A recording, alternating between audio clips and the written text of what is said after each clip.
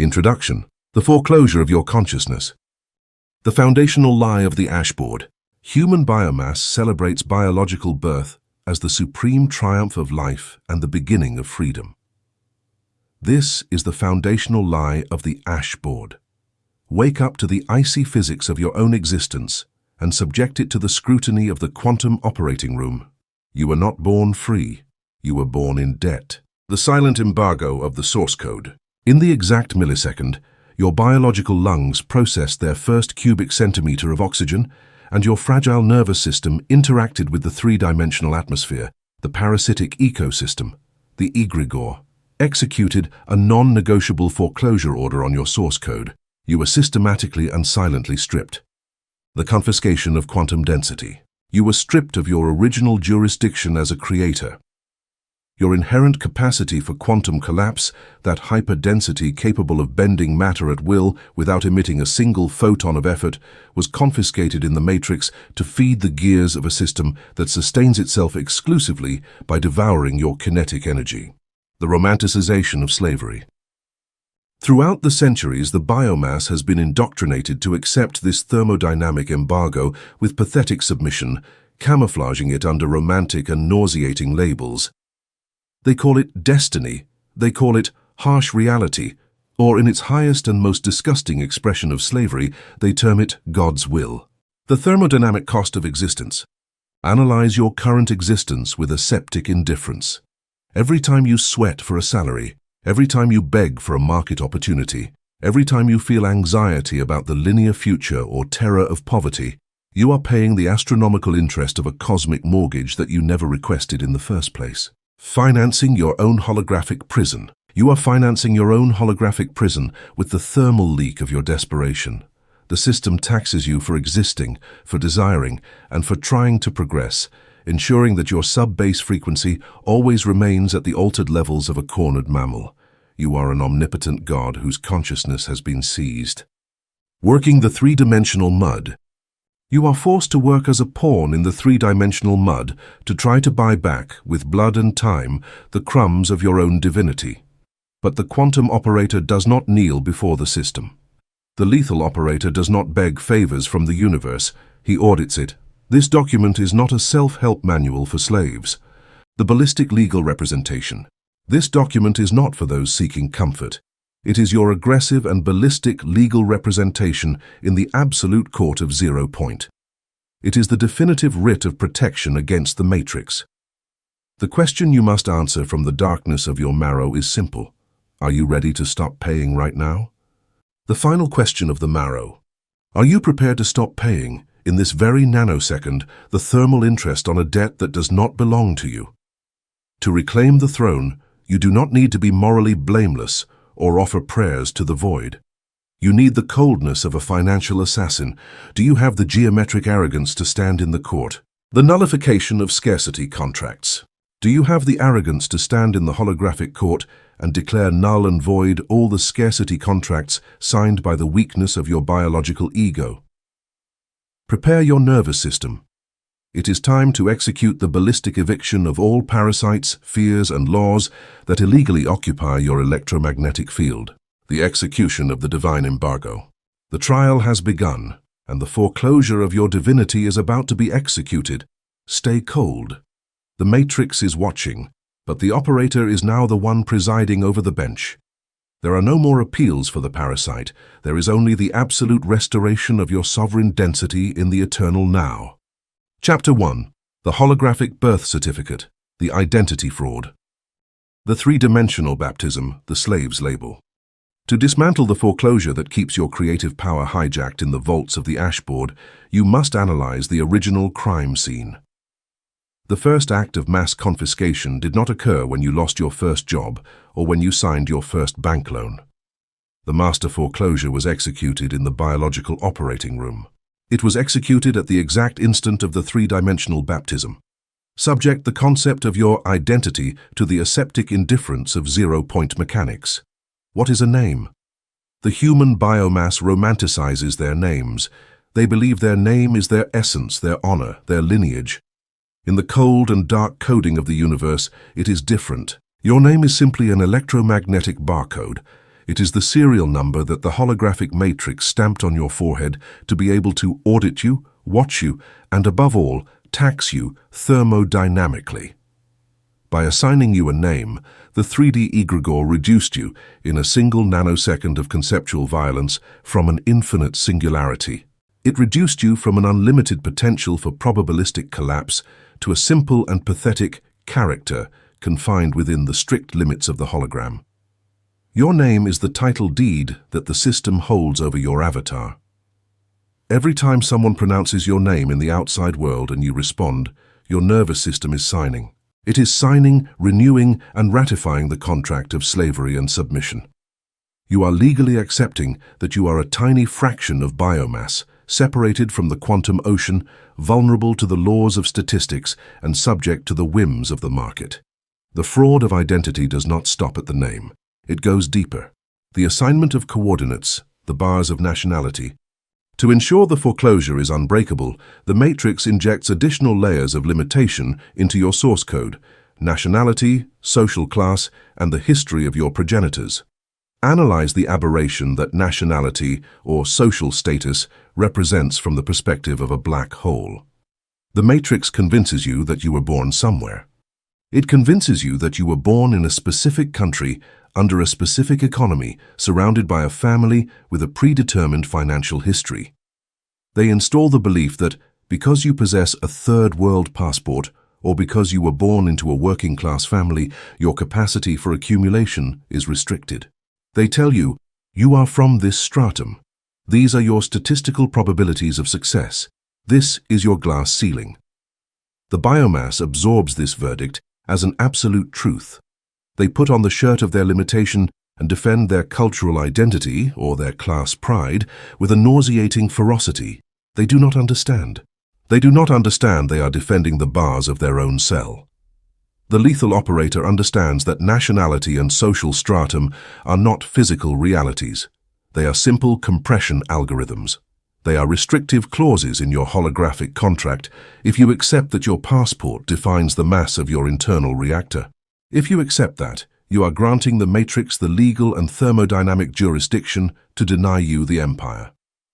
If you act like an average citizen of an economy in crisis, the universe will be forced to process, treat, and crush you exactly like an average citizen.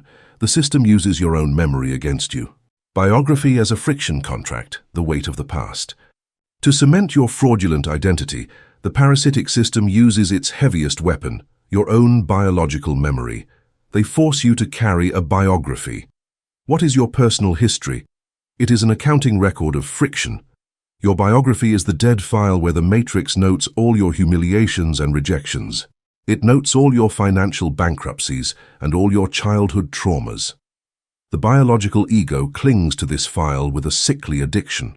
The biomass uses its past to justify the absolute misery of its present. They say, I cannot dominate the market because I failed in my previous company. I cannot demand this capital. I cannot apply zero friction because I had a traumatic childhood. By using the past as an excuse, the biomass is injecting massive entropy into its collapse equation. The unified field does not operate in the past.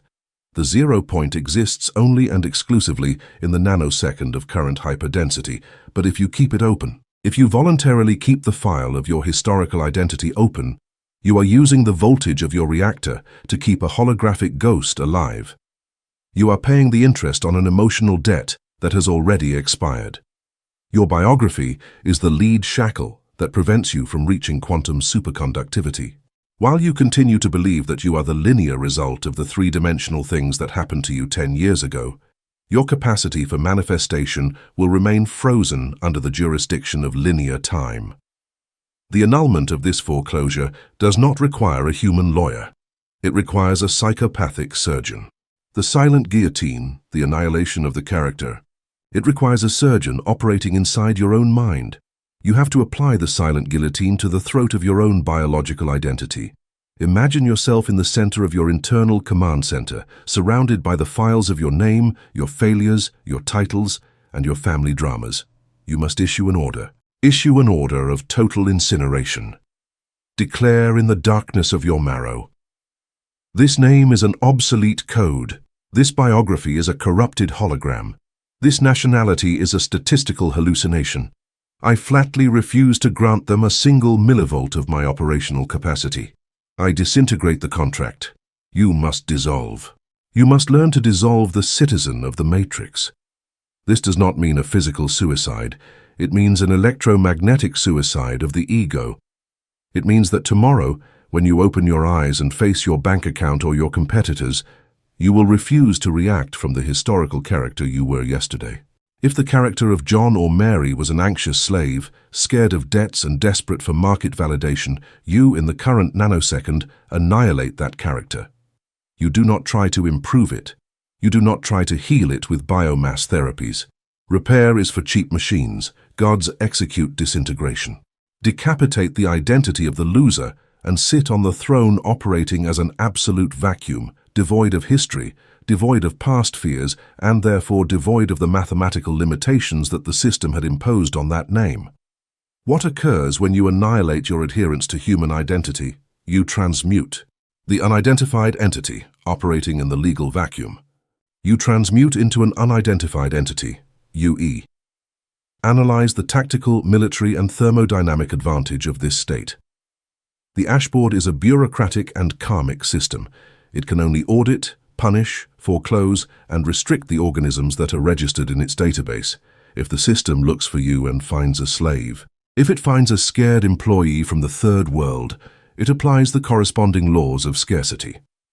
But if you execute the silent guillotine and empty your auric field of all identification with that character, the Matrix goes blind. The egregor's radar scans you and finds no biological ego to cling to. It finds no name loaded with trauma. It finds no financial history on which to charge emotional taxes. It finds a crater of hyperdensity. It finds a black hole. As an unidentified entity, you begin to operate in an absolute legal vacuum within the quantum simulation by not having a past to use against you. By not having a past, your mandates of collapse, your demands for capital, power, or territory are processed without resistance, without friction, and without background checks. You are a thermodynamic ghost with the gravitational mass of a galaxy.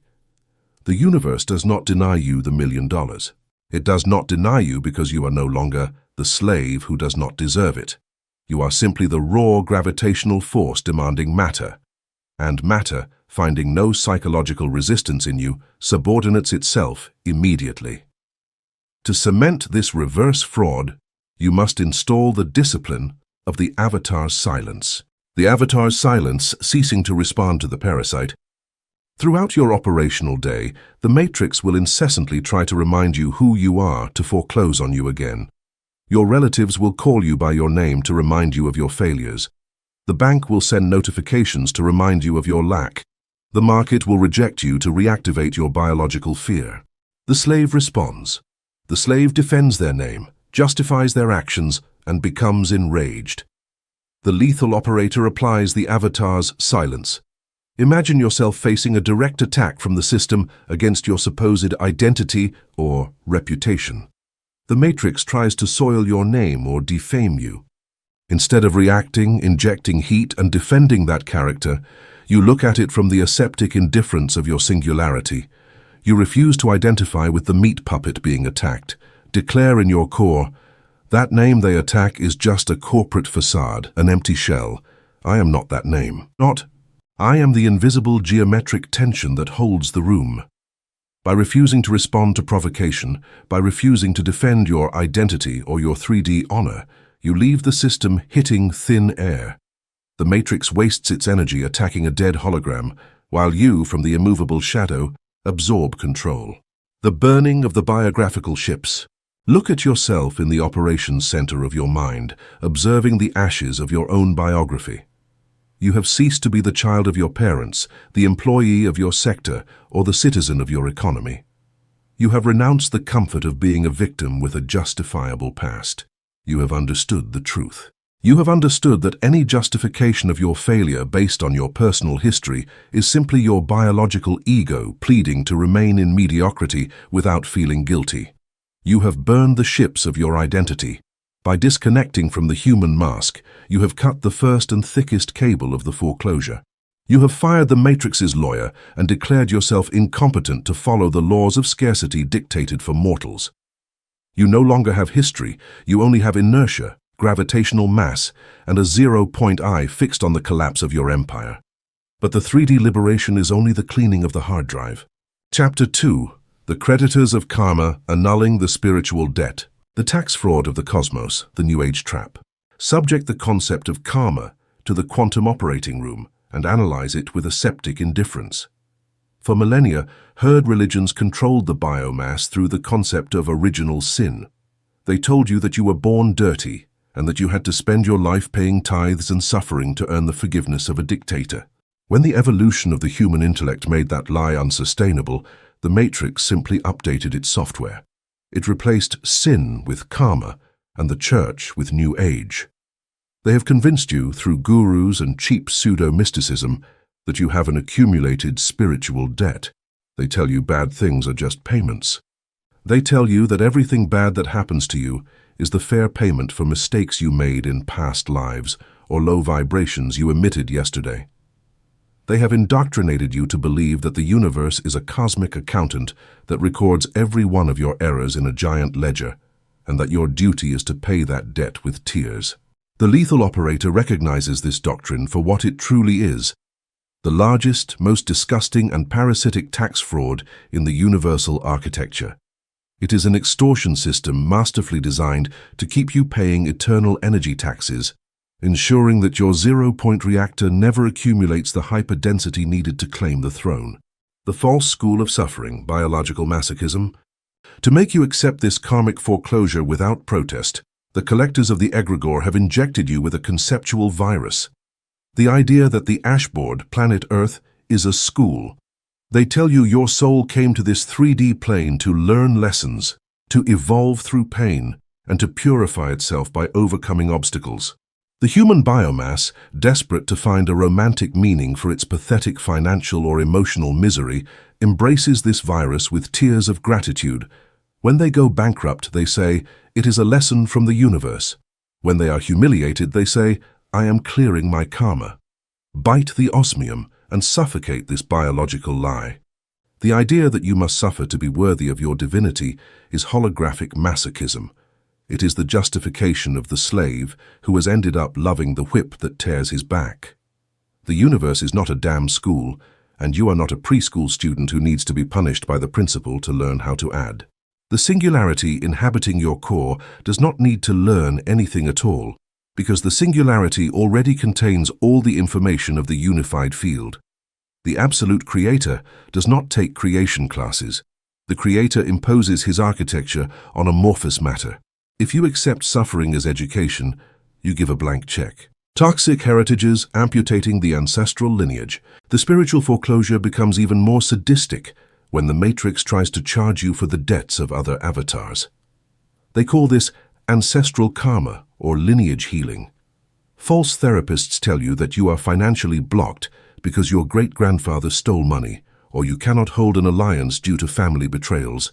They assign you the responsibility of healing your entire bloodline, forcing you to carry on your holographic shoulders the bags of emotional trash of people who are already 3D dust.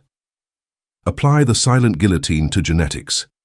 Biological blood, DNA, and chromosomes belong only and exclusively to the vehicle of flesh, the avatar.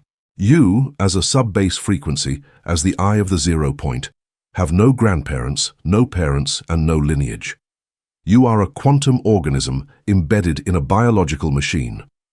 Taking charge of the karmic debt of your family tree is the equivalent of renting a car and deciding to pay every traffic fine accumulated by 100 previous drivers.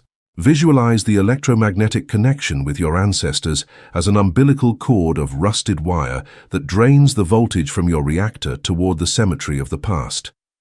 Grab your scalpel of aseptic indifference and cut it. Declare, "The biological debt of this avatar is not my quantum debt. I refuse to finance the healing of ghosts." The tribunal of false judges, the lords of karma. Once you reject the school of suffering and amputate the lineage, the Matrix will try to intimidate you by projecting the maximum authority figure, the supposed lords of karma or heavenly courts. In your infected subconscious, you believe superior entities are constantly judging you, evaluating if you deserve the empire. Subject these judges to the lethal cold of your passive gravity. Any entity, visible or invisible, that demands suffering as currency to grant you power is not a god. It is a parasite. The lords of karma are not impartial judges. They are simple tax collectors of the egregore, entities of the lower astral or holographic projections. How do you face a court that has the apparent power to ruin your life? You do not defend yourself. You do not present evidence of your innocence. You do not plead for mercy. The simple act of trying to defend yourself validates the authority of the tribunal. The lethal operator invokes his quantum diplomatic immunity. He stands before the holographic court of karma, looks at them with frictionless eyeballs, and declares with the weight of osmium, "I do not recognize the authority of this court. Your jurisdiction over my electromagnetic field is null, fraudulent, and non-existent. I am a diplomat of the absolute void. Your laws do not apply." The Declaration of Karmic Bankruptcy, Chapter 11 of the Soul. This is the thermodynamic climax of the annulment of the spiritual foreclosure. You have to learn to use the legal structure of the system against itself. In the human financial world, when a megacorporation accumulates unpayable debts, it does not spend 100 years suffering. Cold executives execute a legal mechanism. They declare bankruptcy. Through a bureaucratic decree, debts are erased, creditors are left empty-handed, and the corporation starts again with a clean slate, protecting its core assets. The universe requires you to apply this same level of corporate psychopathy to your spiritual energy. You must execute karmic bankruptcy. If you have accumulated energy debts, if your biological ego did stupid things, you cannot spend the next 10 holographic decades purifying your auric field. That is an unacceptable caloric drain for a black hole. Imagine yourself at the center of your reactor. Gather all the guilt, all the remorse, and all the owing. And now, with the coldness of a CEO liquidating a subsidiary, sign the decree of annihilation. Declare, "I declare myself in absolute quantum and spiritual bankruptcy. All my karmic debts, real or illusory, are liquidated to zero in this nanosecond. I am insolvent for suffering. I will not pay one more calorie of pain." The absolute zero of guilt, thermodynamics of forgiveness. The biomass cannot sustain karmic bankruptcy because they are addicted to the friction of guilt. Guilt is the electromagnetic glue that keeps the foreclosure of karma attached to your nervous system. Why do humans love guilt? Because guilt is a pathetic substitute for action. It is a way to show they have a good heart. They believe internal pain buys moral atonement. For the quantum operator, guilt is not morality. It is a radiation hemorrhage. You must seal that breach through the thermodynamics of forgiveness. But be careful. The operator's forgiveness has nothing to do with the pink and cloying version of religions. It is not compassionate. You do not forgive because you are a being of light. False spiritual forgiveness is sticky. It generates emotional attachments. You forgive like a sniper. You forgive to amputate. You forgive because hating, holding a grudge, or feeling guilt requires a constant expenditure of energy to keep the file open in your mind. When you look at someone who hurt you, or a blunder from your own past, and you forgive it with aseptic indifference, you are disconnecting the power cable. You are saying, you are not worth the megajoules needed to hate you. Ballistic forgiveness is the act of deleting a useless file to free up space in your reactor. The system's reaction, collectors at your door. Upon declaring karmic bankruptcy and disconnecting guilt, prepare for the thermal fury of the ashboard. Parasites do not leave a hyper-dense host without putting up a fight. When the Matrix detects you have stopped paying your spiritual taxes, it will send collectors to your holographic door. How do they manifest? They manifest as strokes of bad luck, social judgments, or people from the past returning to make you feel guilty again. They will remind you of who you were. They will point their finger. The hologram will try to simulate that your karmic bankruptcy was a cosmic crime and that you are now being punished. This is the test. If when the 3D crisis hits, you lower your head and think, maybe I deserve it, in that exact millisecond, you have broken the karmic bankruptcy. You have re-recognized the authority of the false judges. You have reactivated the debt with penalty interest, and the foreclosure closes again around your neck. Stay immovable. How does the monarch at rest execute defense? With the lead shielding of tactical blindness. When the hologram sends the crisis as karmic punishment, you look it in the eye without emitting a single photon of guilt. You analyze it as a code error. You refuse to give it moral meaning. It is not a punishment from God. The absolved monarch, the Creator's inertia. If a partner betrays you, it is a logistical adjustment of conscious matter, not ancestral karma. By flatly refusing to classify adverse events as punishments, you take the bullets out of the egregor's gun. The universe cannot punish an organism that has excised the concept of punishment from its mental dictionary. Look at yourself standing in the middle of the cosmic tribunal, completely empty and dark. You have strangled the judge. You have fired the lawyer of guilt. You have executed the collectors of ancestral lineage. You have declared absolute spiritual bankruptcy and forever closed the account book of karma. You owe nothing. You owe nothing to the universe. Therefore, the universe has no thermodynamic, legal, or moral excuse to withhold your assets. The matrix kept you poor because you were financing that withholding with your own subconscious guilt. You believed you were paying your dues. Now your field regains geometric purity. You are a clean conductor, a military-grade superconductor cooled to absolute zero.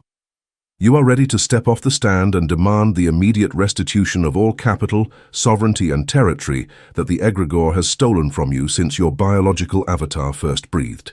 You have annulled the spiritual debt. You have assimilated the second threshold of the foreclosure of your divinity. But the thermodynamic siege must now address the solid structures of your physical reality.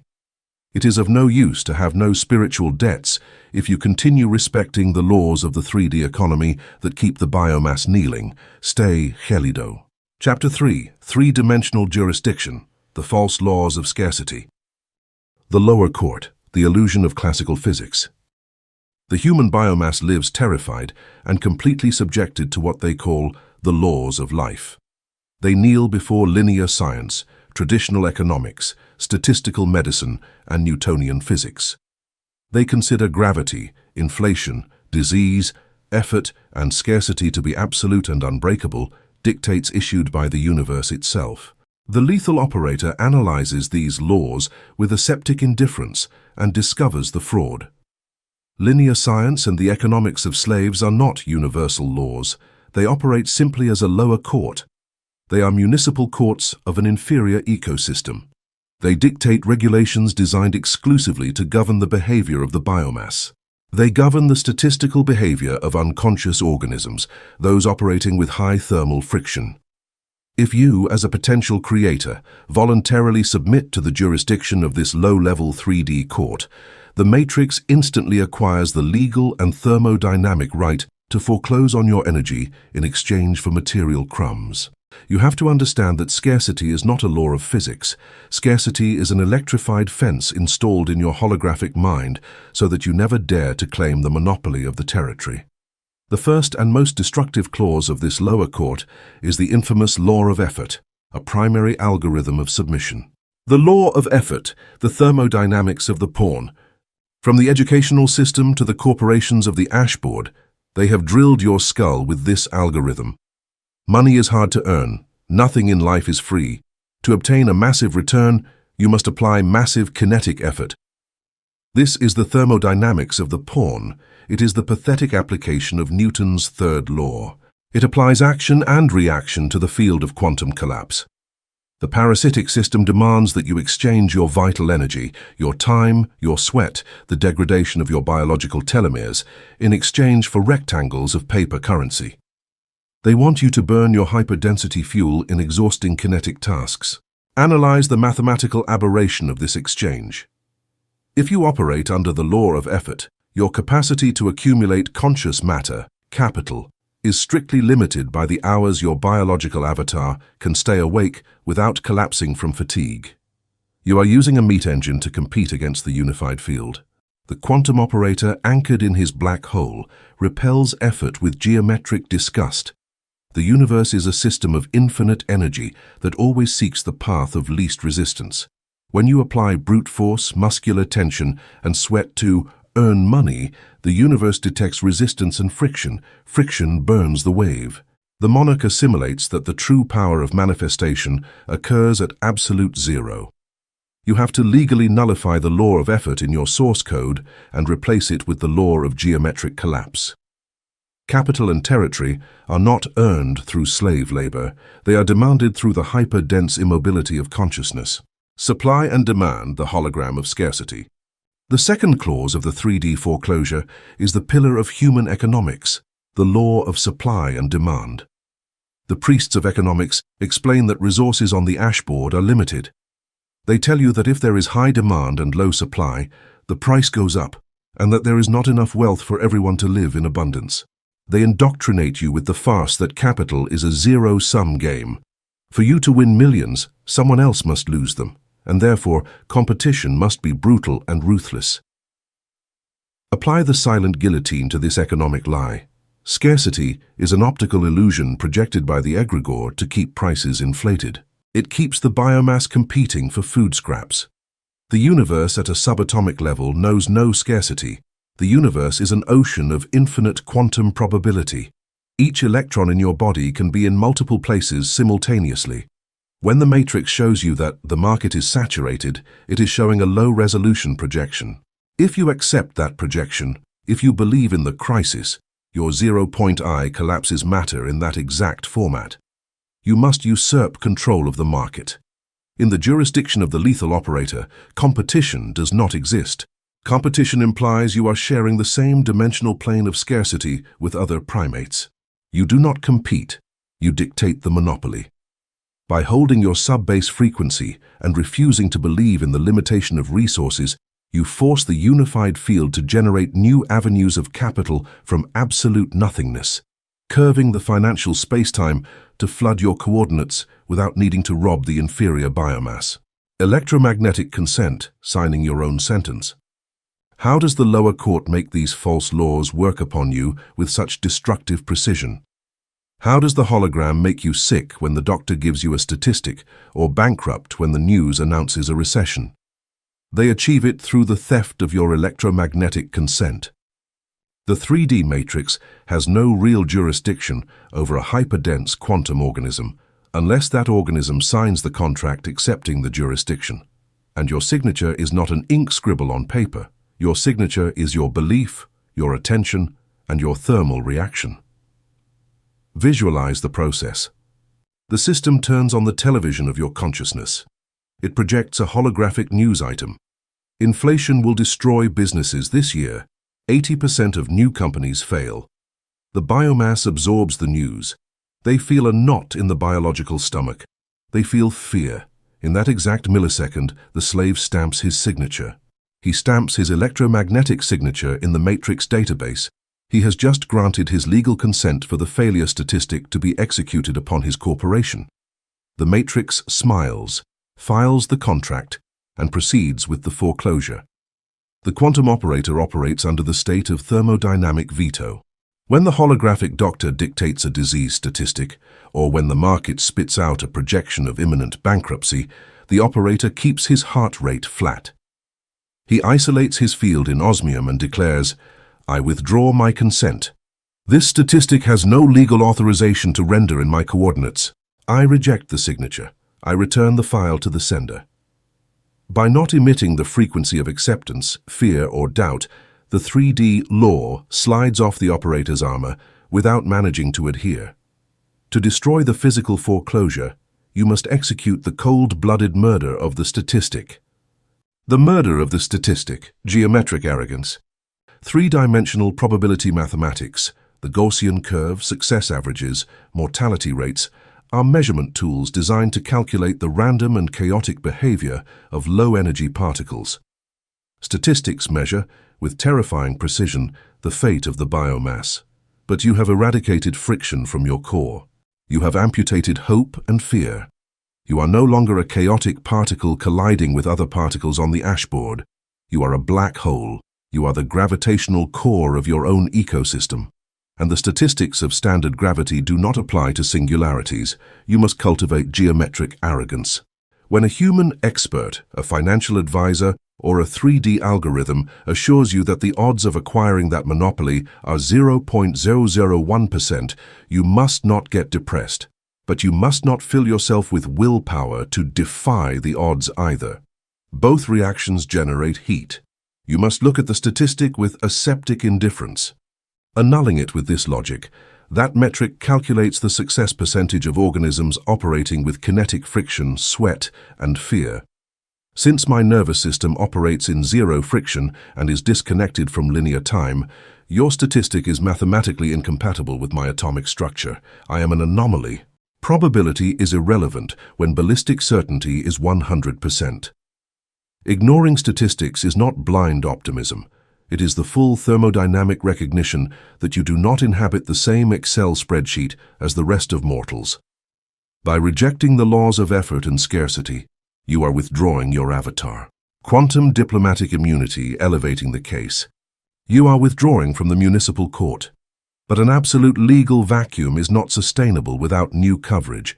You have to elevate your case to the Supreme Court and claim your quantum diplomatic immunity. In the 3D law of the biomass, the laws of a host country do not apply to a foreign ambassador. If he commits a traffic violation, the local police have no jurisdiction to arrest him. The ambassador is protected by the unbreakable legal umbrella of his nation of origin. Transmute this concept to your manifestation machinery. Your nation of origin, your real structure, is not the material ashboard. It is the unified field, the 0 point of infinite energy. The biological body you use to operate in the market is simply your diplomatic vehicle. When the local economy, inflation, loss of clients, sector crisis, tries to stop you or foreclose on your energy, you raise the holographic shield of your immunity. You declare, with the absolute weight of osmium, I am not a citizen of this debt-based economy. I am an ambassador of the singularity. Your financial crises, your pandemics, and your market fluctuations lack jurisdiction over the interior of my electromagnetic embassy. My capital is governed by my origin. You hold the decree without blinking. By assuming the diplomatic stance of the absolute void, you force the 3D environment to retreat. The local market, instead of absorbing you, is forced to create a corridor of zero friction around you to allow you to operate without interruptions, respecting your gravitational weight. Usurping the bench, dictating jurisprudence. Look at yourself in the Supreme Court of Quantum Mechanics. You have abandoned the defendant's dock. You have shattered the contracts of linear physics and torn up the scarcity sentences issued by the slave economy. But the trial does not end with the simple annulment of the exterior foreclosure. If you limit yourself to being immune, you become a useless ghost. The lethal operator does not just annul the matrix's law. The lethal operator usurps the judge's bench and dictates the new jurisprudence of the ecosystem. The biomass asks reality for permission. They request salary increases. They wait for improvement. They tolerate mediocrity, arguing that that's just life. You, from the hyperdensity of your obsidian bench, do not request improvements. You issue unappealable collapse mandates. Imagine dictating the new physical law for your holographic quadrant. You do not say, I hope my company makes 10 million this year. You declare, with the judge's gavel shattering the block, final resolution. The flow of capital toward these coordinates multiplies by 10 immediately. Any resistance of matter or bureaucratic obstacle is repealed by order of the 0 point. Execute on the 3D screen without right of appeal. By issuing the mandate with ballistic certainty and zero friction, without the slightest shadow of doubt or hope, the unified field complies with the sentence. Matter, which previously behaved according to stupid laws of effort, suddenly enters a state of blind obedience, restructuring itself to fulfill the decree. You have devoured the third threshold of the foreclosure of your divinity. You have defeated the linear economy. You have declared null the jurisdiction of the physical world and claimed diplomatic immunity. But the siege is not over. There is a highly trained spy, a parasitic auditor, planted inside your own skull. Chapter 4. The biological auditor, the ego as the system's lawyer. The Trojan horse in your skull, the portable prison. The three-dimensional egregor is a parasitic control system of perfect efficiency. It knew that iron chains rust and that physical prisons can be destroyed. Therefore, to ensure that the foreclosure on your divinity was perpetual and unbreakable, the Matrix did not lock you up. It installed the jailer directly into your central nervous system. It introduced a Trojan horse at the moment of your biological birth, the mammalian ego. Human biomass confuses its ego with its own consciousness. They believe that incessant, critical, and frightened voice that speaks inside their head from the moment they wake up until they sleep is themselves. That is the masterpiece of the embargo. They have convinced you that you are the parasite. The lethal operator separates the audio tracks with a septic indifference.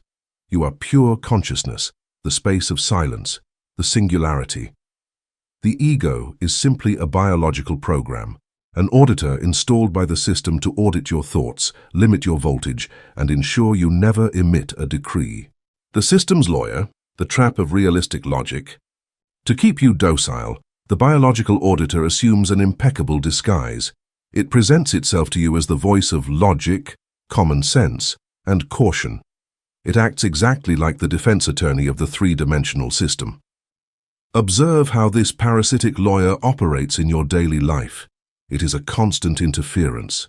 When you, from the core of your reactor, try to emit a quantum mandate to collapse $1 million or a corporate empire, the lawyer intervenes immediately. He opens his briefcase of dead files, your past, and begins to present evidence against you. He speaks with a reasonable voice. Be realistic. Look at our current bank account. We don't have the resources. Remember what happened last time we tried something this big? We failed. Market statistics say it's impossible. Don't expose yourself to rejection. Let's keep a low profile to survive. The biomass listens to this lawyer, agrees with him, and withdraws the collapse order, believing they made a mature decision. Bite the osmium and suffocate this lie. Three-dimensional logic is not intelligence. It is the slave's instruction manual. The ego is genetically programmed for the survival of the primate in the jungle, not for the expansion of the monarch in the hologram. Its only function is to keep you alive and invisible, even in absolute misery. The thermal bottleneck saturating the processor. You must understand the pathetic hardware limitation suffered by your biological auditor. Your intellect, your analytical mind, is like an obsolete processor trying to render an infinite resolution video in real time. It possesses a strictly limited biological RAM. It can only process a few three-dimensional variables at a time. The unified field, on the other hand, is a quantum ecosystem that moves trillions of variables, synchronicities, and connections per millisecond. When you task your biological ego with discovering how you will become a millionaire, you are saturating the processor. You are forcing it to calculate a route with information it does not have. What happens to a processor when you push it beyond its operating limit? It overheats.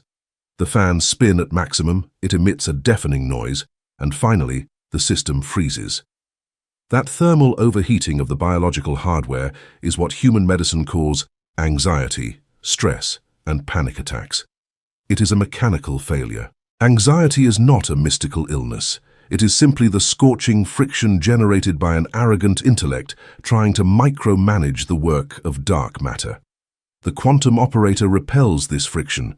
He understands that to collapse the probability wave, he must perform a total bypass of the biological processor and the ego. Lethal equalization, silencing the fear track. How do you get rid of the system's lawyer?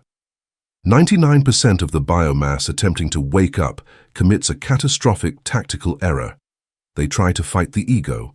They try to argue with it, convince it with positive affirmations, or repress it by force. In the physics of the hologram, what you resist, you grant mass to. If you start arguing with the biological auditor, you are recognizing its authority as a valid interlocutor. You are injecting the heat of your attention into it, and that heat makes it stronger, noisier, and more aggressive. The lethal operator does not argue with the employee. He silences him through lethal equalization. Imagine yourself at your mental mixing console. You have the main audio track, your sub-bass frequency dictating the empire, and you have the ego's audio track, the high-pitched, fast and scared voice of the human intellect telling you that you will fail. Do not try to delete the ego track. Do not waste energy fighting software. Simply place your holographic hand on the volume fader of that track, look at it with aseptic indifference, and slowly lower it to 0. Cut the gain, mute the lawyer. Let the intellect keep talking and projecting scenarios of ruin in the back of your mind, but completely withdraw your electromagnetic credibility from it. The camouflage of intuition, the parasite's last test. You must be prepared with titanium armor, because when you mute the lawyer of explicit fear, the ego will attempt an even more sadistic act of sabotage. It will try to disguise its voice as spiritual intuition or a hunch. It will wait for the moment you are about to sign a massive contract or take a leap without a net. You will hear an internal voice, apparently calm, telling you, "I feel the energy isn't right. I think the universe is telling me to wait. Better cancel and wait for a better opportunity." The spiritual biomass falls into this trap daily, canceling their own million-dollar collapses because they confuse cowardice with intuition. Apply the scalpel to separate the frequencies. How to distinguish true intuition from the voice of the disguised parasite. Thermodynamics never lies. The voice of the ego, even when it whispers words of false light, is always accompanied by cellular contraction. If you analyze your body, you will feel a sense of cowardly relief. True sub-base intuition never generates biological relief. The monarch's intuition is cold, heavy, geometric, and devoid of emotion. It does not tell you to run or hide. It pushes you into the center of the void with the inevitability of a lead block falling into the sea. It dictates aseptic orders, even if they terrify your biology. The summary dismissal, the disqualification of the intellect. It is the millisecond to execute the definitive legal disqualification of your own intellect in matters of creation. You have to revoke the powers of the three-dimensional logical mind. Imagine yourself in the obsidian operating room, standing before the bench of your own consciousness. Sit your biological ego in the dock. Look at it with the absolute cruelty of a god. Recognize it was a useful tool to avoid being hit by a 3D car or to add numbers in an Excel sheet, but it is thermodynamically incompetent to pilot a black hole. Declare in the darkness of your spinal cord, "You are relieved of operational command. I revoke your power. I revoke all your powers of attorney over my reality. From this nanosecond, your jurisdiction is limited to basic survival functions of the flesh avatar. I forbid you to intervene, calculate, project, or pass judgment on the logistics of my holographic expansion." At that instant, an atmospheric decompression occurs in your skull, the acoustic silence of the hurricane's eye. Look at yourself in the center of your own mind, now completely purged and sterilized. You have managed to suffocate the voice of limitation that lived in your own circuits. You have turned off the defective processor of doubt and turned on the passive gravity of the singularity.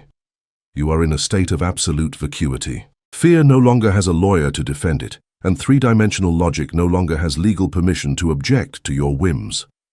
The acoustic silence in your head is overwhelming. You are a biological organism navigating the ashboard without the burden of an internal narrator questioning each of your steps. You have devoured the fourth threshold of the foreclosure of your divinity. The auditor has been neutralized and isolated in his cubicle.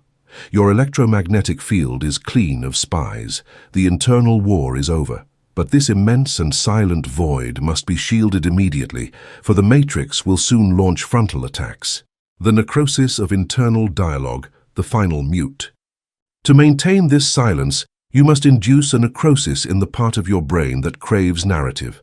The ego survives on stories. It needs to tell a story about why things are happening. The operator kills the storyteller. You stop narrating your life to yourself. You simply observe the data stream without verbalization. When the internal narrator is dead, the thermal signature of your mind drops to absolute zero. There is no more friction between what is and what should be. You become a silent observer of the unfolding geometry. This necrosis is the final seal on the auditor's door. Without a story, the lawyer has no case to present. The architecture of the unthought. Most people try to think their way to success. They brainstorm, they strategize, they ruminate, This is all egoic friction. The operator uses the architecture of the unthought. You place the mandate in the void, and then you refuse to think about it. You treat the goal as a finished physical object that requires no further thought. By not thinking about the goal, you prevent the ego from attaching its parasites to it. The goal remains in the blind spot, where it can render without interference. The less you think about your empire, the faster it materializes. This is the ultimate insult to the intellect. Your success is a result of your refusal to use it. The biological static, managing the flesh. Your body will still produce chemicals. It will produce fear chemicals or excitement chemicals based on external stimuli. This is just biological static. Do not confuse the body's reaction with the mind's intent. When your heart races, do not let the ego interpret it as anxiety. It is just a pump moving fluid faster. Treat your biological reactions with aseptic indifference. Let the heart race, let the adrenaline flow, but keep the mind in the silent void of the singularity. You are the driver of a car that is occasionally redlining. You don't panic, you just keep your eyes on the road. The body is a machine. The ego is its broken sensor. The vacuum of authority. When the auditor is dismissed, a vacuum of authority is created.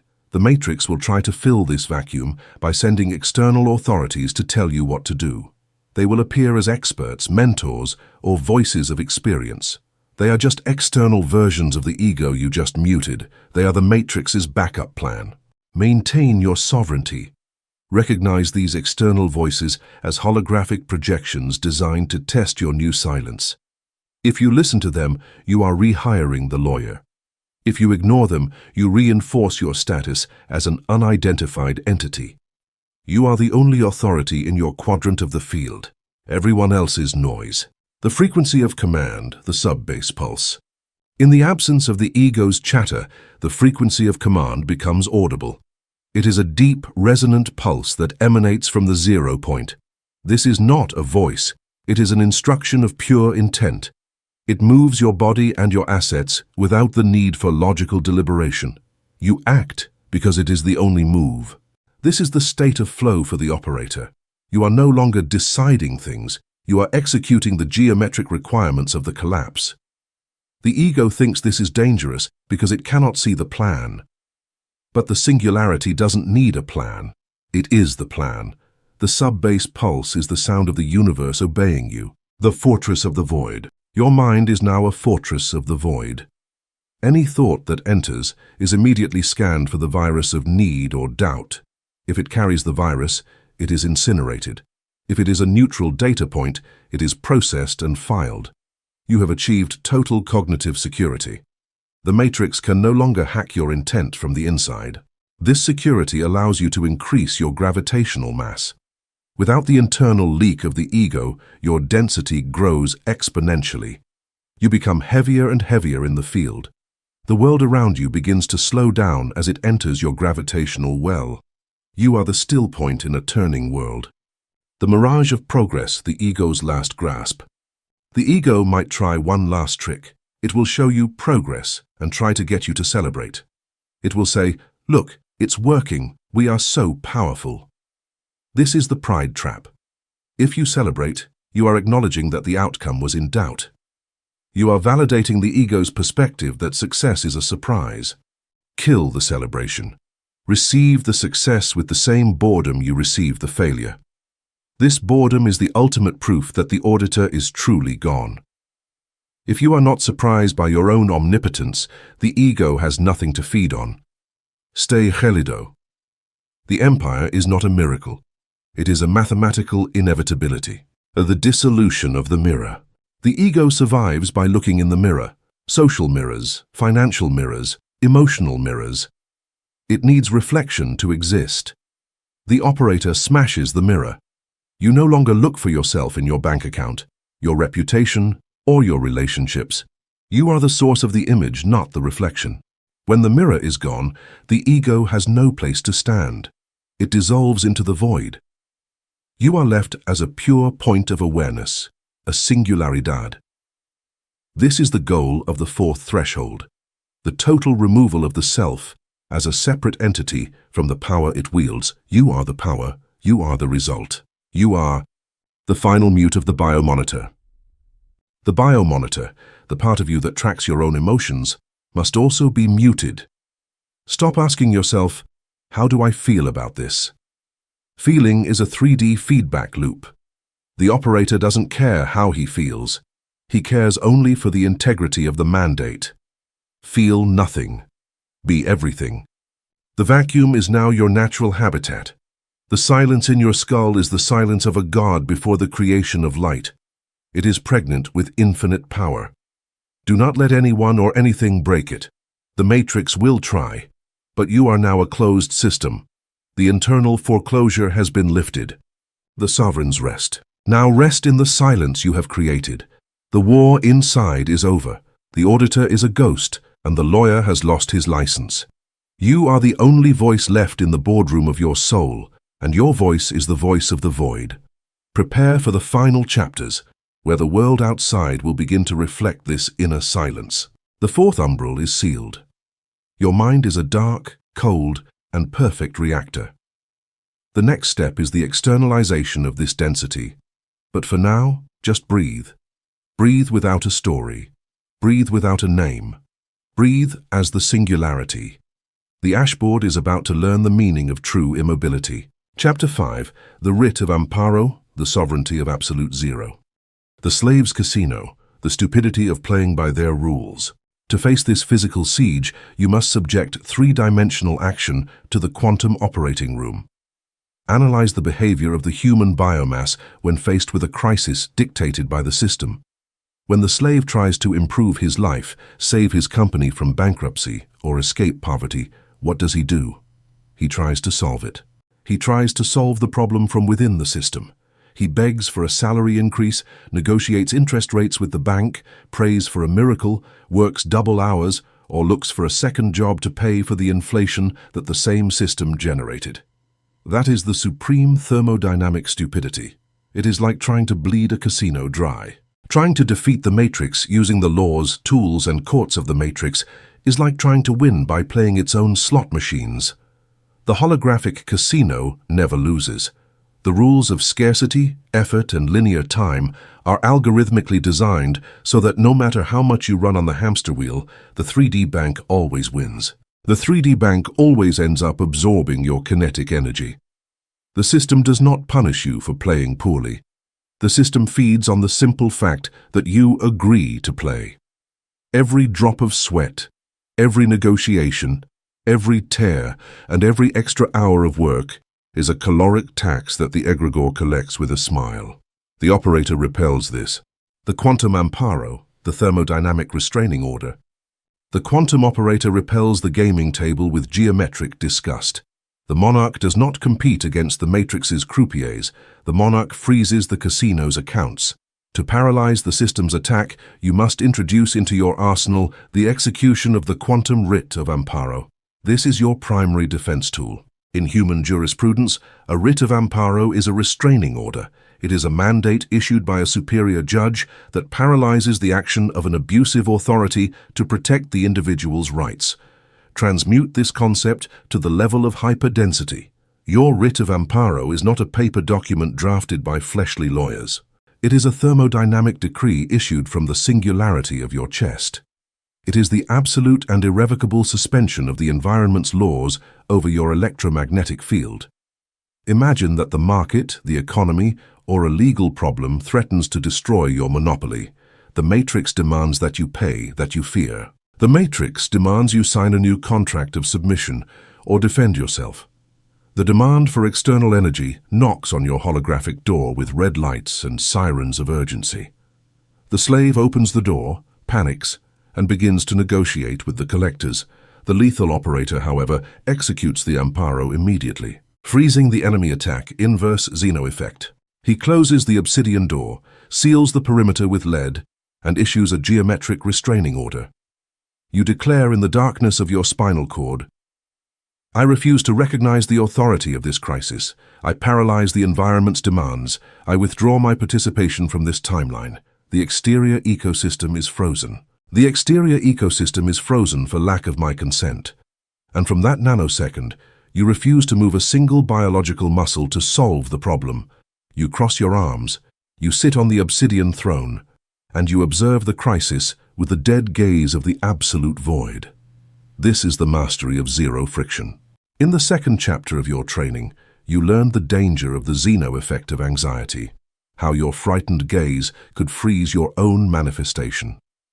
Now, from the mastery of zero friction, you are going to take that same Zeno effect and use it as an offensive weapon of mass destruction. You will invert the polarity. The Zeno effect stipulates that an unstable system, when observed continuously and without truce, becomes paralyzed and cannot mutate. If the holographic matrix launches an attack, a debt, an aggressive competitor, that attack is, thermodynamically speaking, an unstable system. To grow and destroy you, it needs time. The thermodynamic hunger strike, bleeding the hologram. To stifle the attack, you must subject it to the laser of your aseptic blindness. Stare at it. Do not look away from the crisis, but annihilate any trace of biological emotion in your retina. Do not look at it with fear. Do not look at it with hope that it will be resolved, and much less look at it with anger. Anger is fire, and fire feeds the monster. Look at it with a lethal, monumental, and crushing boredom. Observe it as you would observe a speck of dust falling on a glass table. By projecting your uninterrupted aseptic indifference over the 3D crisis, you apply the Zeno effect to the attack. You freeze it in space-time. The problem tries to grow, tries to generate worse consequences, but it cannot. The atmospheric pressure of your immobility and your lack of reaction suffocates it. You force it to remain suspended, petrified in its initial phase, unable to mutate because your dead eyes have denied it the linear time variable it needed. The ashboard is a puppet theater that feeds on the audience's friction. If the audience stops applauding, crying, and being scared, the play cannot continue because the server runs out of caloric financing. When you issue the quantum amparo, you automatically execute a thermodynamic hunger strike against the simulation. The lethal art of not defending oneself. Imagine that the financial crisis demands your participation. They send you threatening emails. The environment pressures you to take drastic decisions for survival. You respond with the most absolute and psychopathic immobility conceivable. You refuse to feed the crisis with stress. You refuse to feed it with complaints. You refuse to spend a single erg of energy thinking about the problem before sleeping. You stop talking about the problem with the biomass. You cut off the oxygen supply of the narrative. If the 3D hologram is a company and the problem is one of its projects, you have just frozen their bank account. Observe the physics of what happens next. The abusive clause of the hologram, the debt, the failure, finds itself suddenly trapped in the spatial vacuum, separated from your reactor. It tries to survive, but you do not give it food, friction. It tries to scare you, but you do not produce cortisol. It begins to starve. Day after day, the problem begins to suffer from electromagnetic starvation. Its solid edges begin to blur. Its gravity becomes weak. A point of thermodynamic collapse will come where the problem, receiving not a single millivolt of your emotional attention, simply disintegrates into the holographic air. Sovereignty of absolute zero, the untouchable ecosystem. For the writ of amparo to be impenetrable, you must purge from your biological DNA the most primitive human instinct, the instinct of defense. The Matrix is an expert in provocation. When you freeze its attacks, the system will try to prick your ego to force you to jump out of the chair. It will launch slanders. It will make others accuse you of being inactive, crazy, irresponsible, or a coward. The slave, upon hearing this, feels his honor is being attacked. He feels the biological urgency to justify himself, to present evidence, and to argue his position. In the millisecond you open your mouth to defend yourself, it fails. The amparo falls to pieces. The lethal operator understands a law of brutal hyperdensity. To defend oneself is to validate the attack. If you defend yourself against a 3D accusation, you are legally assuming that the attack has jurisdiction over you and that the problem is real enough to deserve energy. The king does not step down from the throne to argue with a peasant who insults him from the mud, because the act of arguing would place him at the level of the mud. The operator's silence is not the silence of one who surrenders, it is the acoustic silence of a nuclear warhead. Bite your tongue. When the Matrix provokes you, bite your biological tongue. Feel immensely superior. Do not explain your quantum tactics to the biomass, do not justify yourself to the market, and do not argue with the hologram. Let the accusation float in the air and fall to the ground by its own dead weight. You are a ghost. By not offering a friction surface against which provocation can bounce, the shockwave of the attack passes through your body as if you were a thermodynamic ghost. The aggressor exhausts himself, hitting the absolute void, while you conserve 100% of your voltage. Your field is now sovereign. Through the sustaining of the quantum amparo, your electromagnetic field definitively mutates toward the sovereignty of absolute zero. You are no longer a simple player on the ashboard trying to make good moves. You have become the board itself. You operate in a thermal ecosystem of 0 degrees Kelvin. It is an ecosystem where entropy is zero, and where the laws of 3D degradation have no room for maneuver. Imagine walking through the physical world. News outlets announce global recessions. Competitors go bankrupt left and right. The biomass enters a panic, hoards resources, and sweats blood. Chaos is everywhere. Chaos revolves at 1,000 revolutions per minute around you, and you, in the geological center of the hurricane, walk with the immobility of a black hole. You are untouchable. You have the writ of amparo active 24/7. The chaos crashes against your invisible lead shield and disintegrates into the void. Scarcity tries to enter your holographic zip code and is rejected due to lack of electromagnetic compatibility.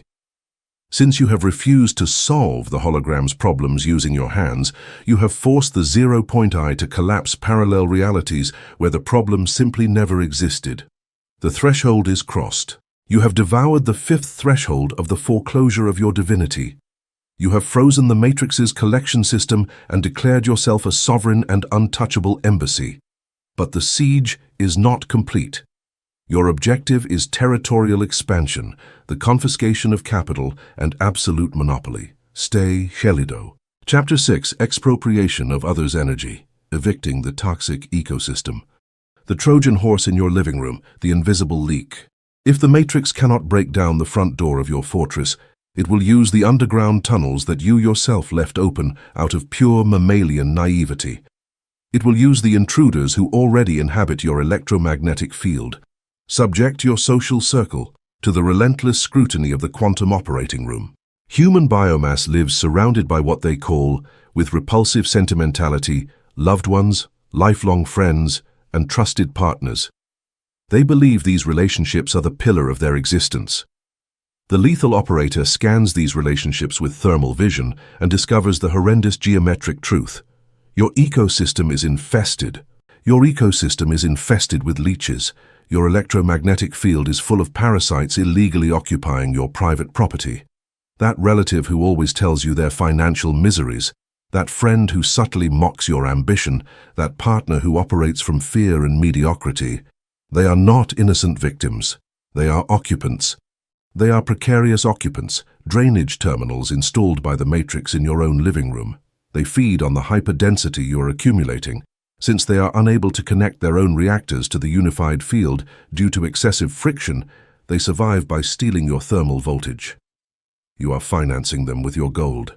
Toxic empathy, the cancer of the biomass. Every time you listen to them, advise them, or tolerate them, you are financing their mediocrity with the solid gold of your own sub-base frequency. For you to allow this armed robbery in your own home, the system injected you with a moral virus from childhood. Toxic empathy. They taught you to put yourself in someone else's shoes. They taught you that being a good person means sharing others' pain and helping those who suffer. They indoctrinated you to believe that biological loyalty is above your own energetic sovereignty. Apply the silent guillotine to this moral cancer. In high-level manifestation, human empathy is a massive structural failure. When you put yourself in the shoes of a broken relative or a depressed friend, you are not lightening their load. You are copying and pasting the code of their scarcity directly onto your own hard drive. You are tuning your antenna to the victim's frequency. Sharing pain does not divide friction, it multiplies it by 2. The quantum operator repels 3D empathy. The monarch does not descend into the mud to cry with beggars, because he knows that if he gets dirty, he loses the gravitational mass necessary to alter the system. Your only real responsibility to the universe is to collapse your own empire with such violence, light, and perfection. Ballistic eviction, severing without notice. Your existence must force the entire ecosystem to raise its frequency by pure atmospheric pressure. Any empathy that drains your voltage is an act of treason against your own 0 point. The nanosecond has arrived to clean the holographic building. You must exercise ballistic eviction. This is your final legal notice.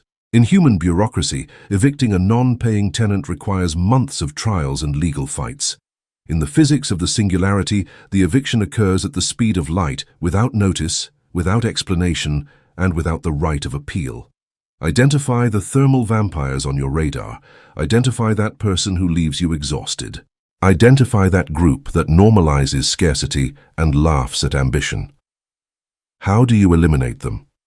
The biomass would make the error of trying to talk things out or seeking emotional closure.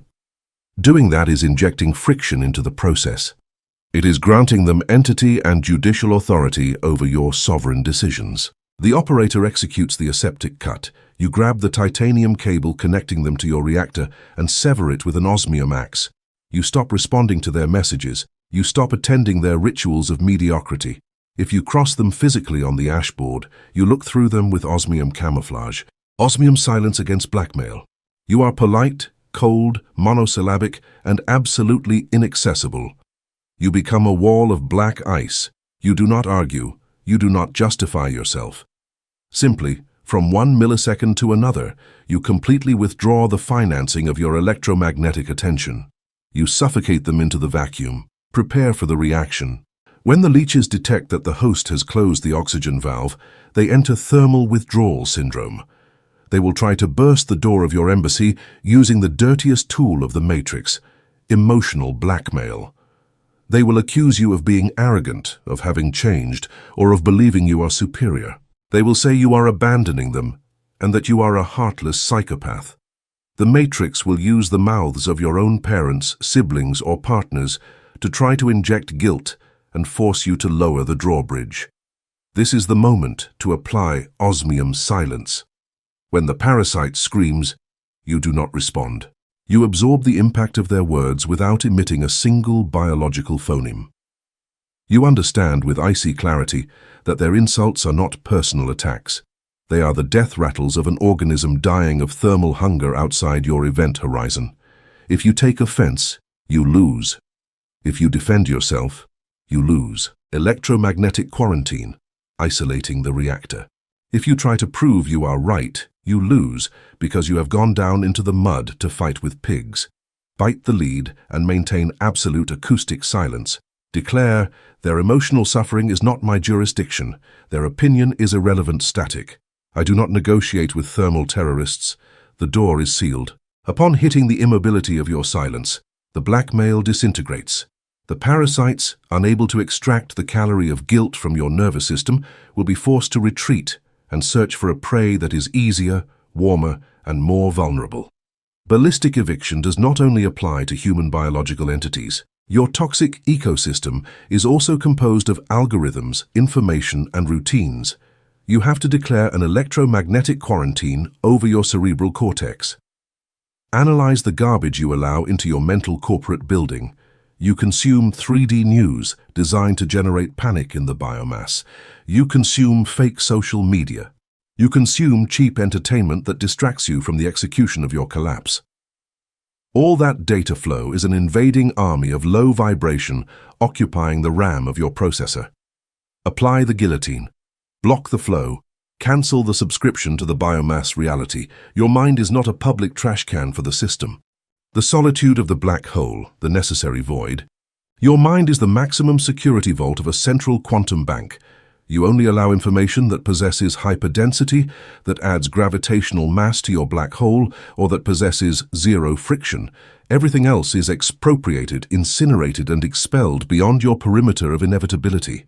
As you amputate the toxic ecosystem and isolate your reactor, you will face a physical state that terrifies the human ego unto madness. Absolute solitude. The biomass hates solitude. They cannot bear to be alone in a silent room with their own thoughts, because when the noise stops, They hear their own mediocrity. That is why they surround themselves with parasites and empty relationships. The quantum operator instead devours solitude and transmutes it into warlike power. In stellar mechanics, a supermassive black hole is always alone in the center of its own immensity. It is alone because it absorbed everything trivial. Solitude is not a punishment of the matrix. It is the indispensable acoustic requirement to be able to clearly hear the voice of the 0-point I. You have to fall in love with the isolation chamber.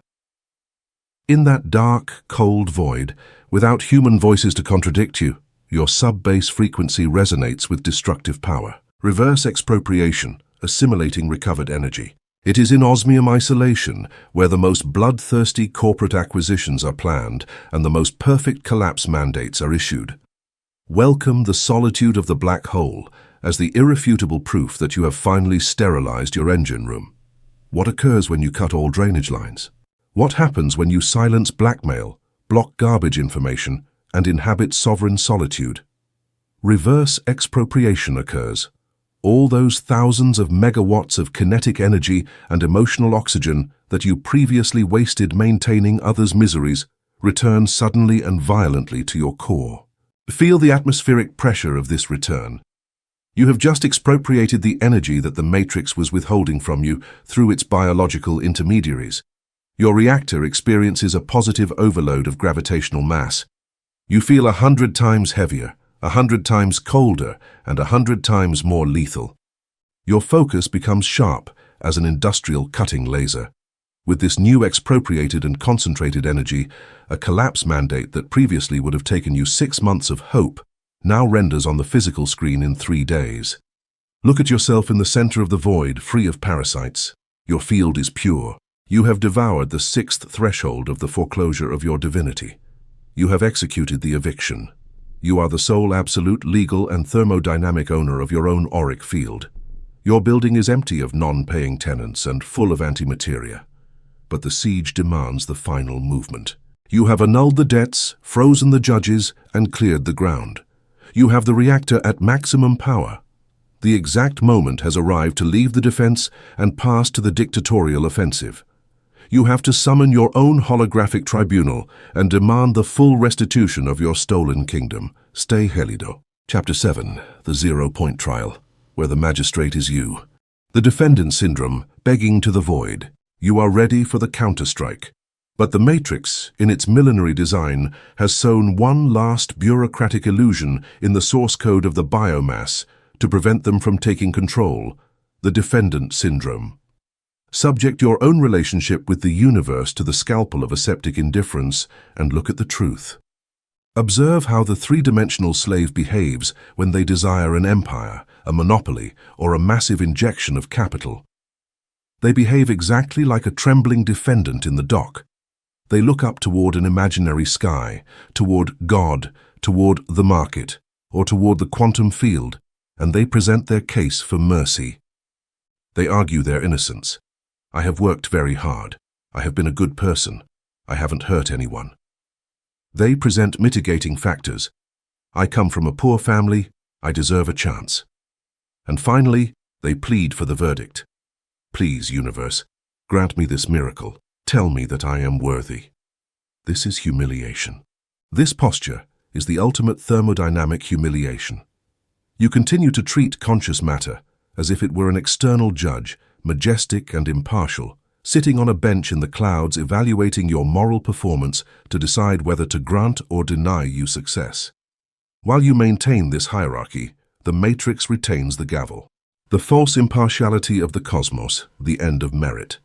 To usurp power, you must first murder the lie of merit and cosmic impartiality. The universe is not a moral judge. The universe has no ethical compass, feels no pity for orphans, does not reward exhausted workers, and does not punish tyrants. The unified field is a matrix of probability fluids governed by physics. It is governed strictly by the physics of density, gravity, and electromagnetic resonance. When you beg the universe to be right because you deserve it, the universe does not listen to your primate words or your resume of good deeds. It scans the thermal frequency of your plea. and the plea vibrates in lack and fear. The universe, acting as an icy mirror and not as a judge, simply reflects more lack and more fear back to you. The quantum operator repudiates the concept of merit. The idea of deserving something implies that there is an authority superior to you that must evaluate your behavior and grant you the prize of success. The monarch does not deserve his kingdom. The monarch possesses it by pure gravitational weight.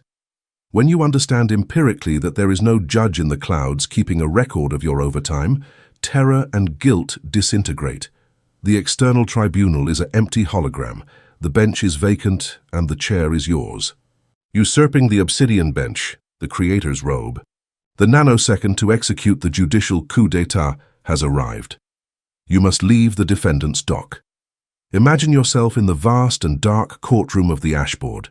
For years you have sat below, sweating, waiting for the market to dictate if your company survives or if your idea has any value at all. Stand up. Apply tactical blindness to the threats of the hologram's bailiffs. Walk with the slowness and crushing inertia of a black hole toward the front of the room. Climb the steps and sit in the chair of the supreme magistrate. Put on the obsidian robe. At that millisecond, the jurisdiction of the universe inverts. The 0 point is not out there in the quantum sky. The 0 point is the fusion reactor beating in the exact center of your chest. You are the Supreme Court. You are the highest authority of appeal. The 3D universe, the market, the banks, and your competitors are now the ones sitting in the dock. They are waiting in a terrifying silence for you to dictate the sentence on how they must behave. Feel the vertigo of this psychopathic responsibility. There is no longer anyone to blame if things go wrong, because the only judge in the room is you. You can no longer complain about the injustice of life. The unappealable collapse mandate, the syntax of sovereignty. Once seated on the bench, you must learn to use the language of the magistrate. The judge does not suggest. The judge does not try to convince matter. The judge does not use cheap positive affirmations or beg. The judge issues unappealable collapse mandates. Analyze the syntax of your old slave decrees. I would like to have this monopoly. I hope I close this contract. I am attracting wealth. All these statements contain thermal leaks. They imply linear time and kinetic effort. The lethal operator uses the syntax of zero friction and ballistic certainty. Imagine facing the file of your ambition. Take the gavel of gravity and bring it down on the table. Dictate the sentence with a voice devoid of emotion without raising the volume, with the bored, lethal, and bureaucratic tone of one who executes an inevitable mathematical procedure. I rule in favor of immediate collapse. The objective is annexed. The target corporation is annexed to my holographic coordinates. The flow of 10 million in liquid capital is transferred to my vaults. This sentence is final, has the character of universal law, and its three-dimensional execution is mandatory. Let it be fulfilled without delay. Feel the atomic violence of this. Murdering the appeal, the contempt of reality. When a three-dimensional judge dictates a sentence, the losing party always tries to file an appeal. The holographic matrix will act exactly the same. As soon as you dictate the unappealable collapse mandate, the hologram, acting as the defense attorney for scarcity, will run toward the bench with 3D evidence. It will throw your zero bank balance, client rejection emails, and economic recession statistics in your face. The hologram will scream, "I protest, magistrate. Your sentence violates the laws of Newtonian physics. You do not have the liquid money. Witnesses confirm the market is closed to you." If you look at that evidence, if you doubt your own sentence, or if you allow the hologram to open a logical debate in your mind, you have just accepted the appeal. You have just stepped down from the bench to argue with the illusion, and the mandate is nullified by thermal friction. Reject the appeal. The jurisprudence of the singularity, rewriting physics. Reject the appeal without even reading the document. Exercise the veto of evidence. Do not look at the bank account in fear. Do not argue with statistics. Look at the hologram with tactical blindness activated and dictate an order of contempt of court. The evidence you present is irrelevant and fraudulent. Any resistance that matter presents against my sentence will be considered an act of cosmic insubordination and will be crushed by the weight of my gravity. The appeal is denied. The ruling stands. Guards, remove the illusion from my room. and execute absolute silence. Kill the how immediately. As you hold the bench and reject the hologram's appeals, you realize the most terrifying power of all. You are not just dictating sentences on isolated cases, you are creating new jurisprudence. In law, jurisprudence is the set of rulings that establish a new general rule for all future cases. The slave believes he has to struggle for every dollar because his internal jurisprudence says that life is hard.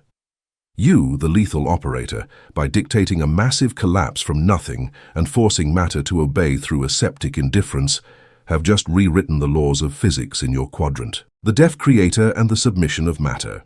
The new law of your ecosystem becomes physical assets materialize in the coordinates of the magistrate without requiring kinetic effort, temporal justification, or logistical logic. Once this precedent is anchored in your nervous system, the following miracles do not require as much geometric tension. The ashboard learns that in your zip code, the rules of scarcity do not apply. Contracts begin to arrive by inertia. Capital rushes toward your accounts like a river coming down from the mountain because the matrix has been conditioned to not present resistance. You have become the legal black hole. Look at yourself on the supreme bench, wrapped in the perfect darkness of the 0 point. You have stopped begging. You have murdered the defendant syndrome and torn out the inferiority complex. You understood that conscious matter is not a god who judges you, but a dense and blind fluid waiting for you. Matter is waiting for the unbreakable mold of your will to take a solid form. You have summoned the court. You have issued the sentence. You have denied the appeal of the physical senses and suffocated the static of fear. You have devoured the 7th threshold of the foreclosure of your divinity. There are no more pending trials. The local universe has been audited, judged, and sentenced to hand you absolute control of capital, sovereignty, and territory. You are the ultimate magistrate of your own simulation. But a sentence dictated on the bench is useless if it is not executed physically. It is useless to be the king in the world of quantum ideas if on the ashboard you continue to tolerate poverty or material mediocrity for false peace of mind. The foreclosure has been legally lifted, but now you must go to the vaults of the universe and physically confiscate the gold held from you. Chapter 8. Asset Restitution. Collecting the withheld capital. The trap of peace of mind, the consolation of the castrated. You have annulled the identity of the slave, declared karmic bankruptcy, invoked quantum amparo against the linear economy, and usurped the magistrate's chair. Legally, spiritually, and thermodynamically, the foreclosure on your divinity has been lifted. You are free. You are the singularity. It is exactly here where you must not stop. It is here where 99% of the awakened make the most pathetic, disgusting, and conformist error. They stop. Subject the behavior of false spirituality to the quantum scalpel. When the biomass manages to free itself from chronic stress and paralyzing fear, they experience a sensation of lightness. They call it peace of mind. They lock themselves in their rooms to meditate, smile at adversity, and declare themselves abundant within, while on the outside they continue to travel on public transport, count coins to pay the rent, and remain subjected to the tyranny of a mediocre boss. The lethal operator analyzes this as the victory of the castrated. The 3D matrix loves poor mystics. The egregore has no problem allowing you to feel peace in your heart, as long as you do not demand the liquid capital and territorial power that would destabilize its system. Settling for feeling good inside while tolerating mediocrity on the ashboard is like winning a multi-million-dollar lawsuit and not cashing it. Your 0 point I did not descend to this high-density hologram simply to be calm. It descended to rule. It descended to bend physical matter, solidify cosmic energy, and execute sovereignty. To have asset restitution executed with geometric violence, you must first understand the obscene magnitude of what has been stolen from you. The looting inventory, calculating the historical debt. You must perform the looting inventory. For holographic decades, from the instant your biological avatar was baptized into the system, the Matrix has used you as a thermal battery. Every time you felt terror for not having money at the end of the month, the system stole 1,000,000 volts from you. Every time you humiliated yourself to survive, The system drained your gravitational mass. Every tear of frustration, every insomnia caused by financial anxiety, every drop of sweat shed in the heresy of effort, all of that is quantum capital, pure conscious matter, which the egregor confiscated and stored in its vaults. You were not poor by chance, you were poor by design. The system foreclosed on your energetic wealth to finance the illusion of global scarcity. The biomass, in its ignorance, decides to forgive and forget. The quantum operator does not forgive 3D debts. The quantum operator takes out the obsidian calculator and applies the physics of compound interest.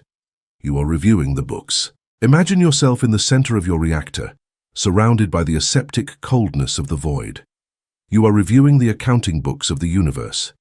Observe the immense, incalculable amount of creative energy that was snatched from you through the fraud of human laws. That energy did not disappear. Thermodynamics dictates energy is not destroyed. All your confiscated wealth is still out there, floating in the unified field in a liquid state, waiting to be claimed. The hour of collection has arrived, and you are not going to ask for what is fair.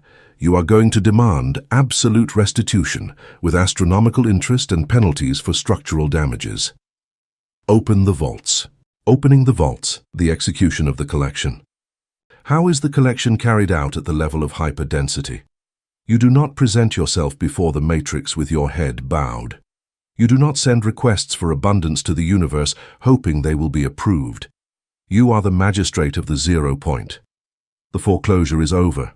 Now you execute the foreclosure order in reverse. You are going to raid the vaults of the universe.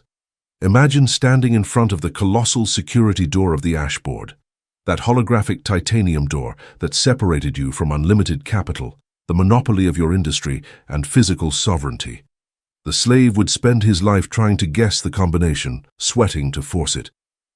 You do not touch the door. You activate your sub-bass frequency. You transmute your avatar into the immovable mass of a black hole and emit the mandatory transfer order. Attention, servers of the 3D matrix, the foreclosure has been annulled. My status as a sovereign unidentified entity is ratified. Liquidate my capital. I demand the immediate liquidation of all my withheld quantum capital. Transmute the energy into solid matter.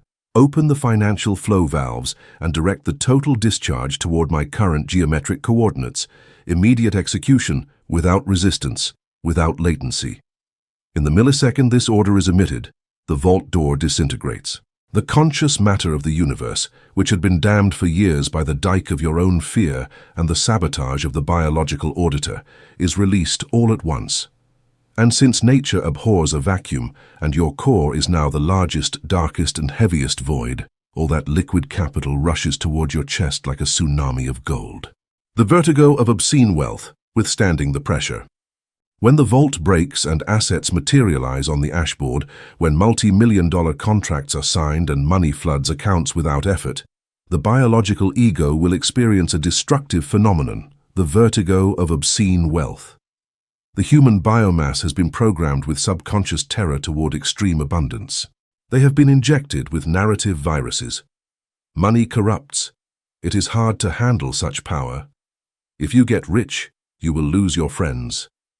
When the operator begins to receive the avalanche of restitution, his primate body may feel tachycardia, survivor's guilt, and an irrational desire to slow down the process. If you allow yourself to feel vertigo, if you let your pulse tremble at seeing the zeros multiply on your 3D screens, the Zeno effect will activate in reverse. Your fear of wealth will close the vault again.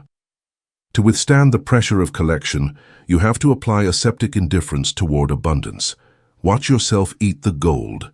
When massive capital enters your life, look at it with the same clinical coldness with which a forensic scientist looks at an organ. You do not become corrupted because money has no hierarchical power over your singularity. Money is simply your own cosmic energy returned in a disgustingly dense 3D format.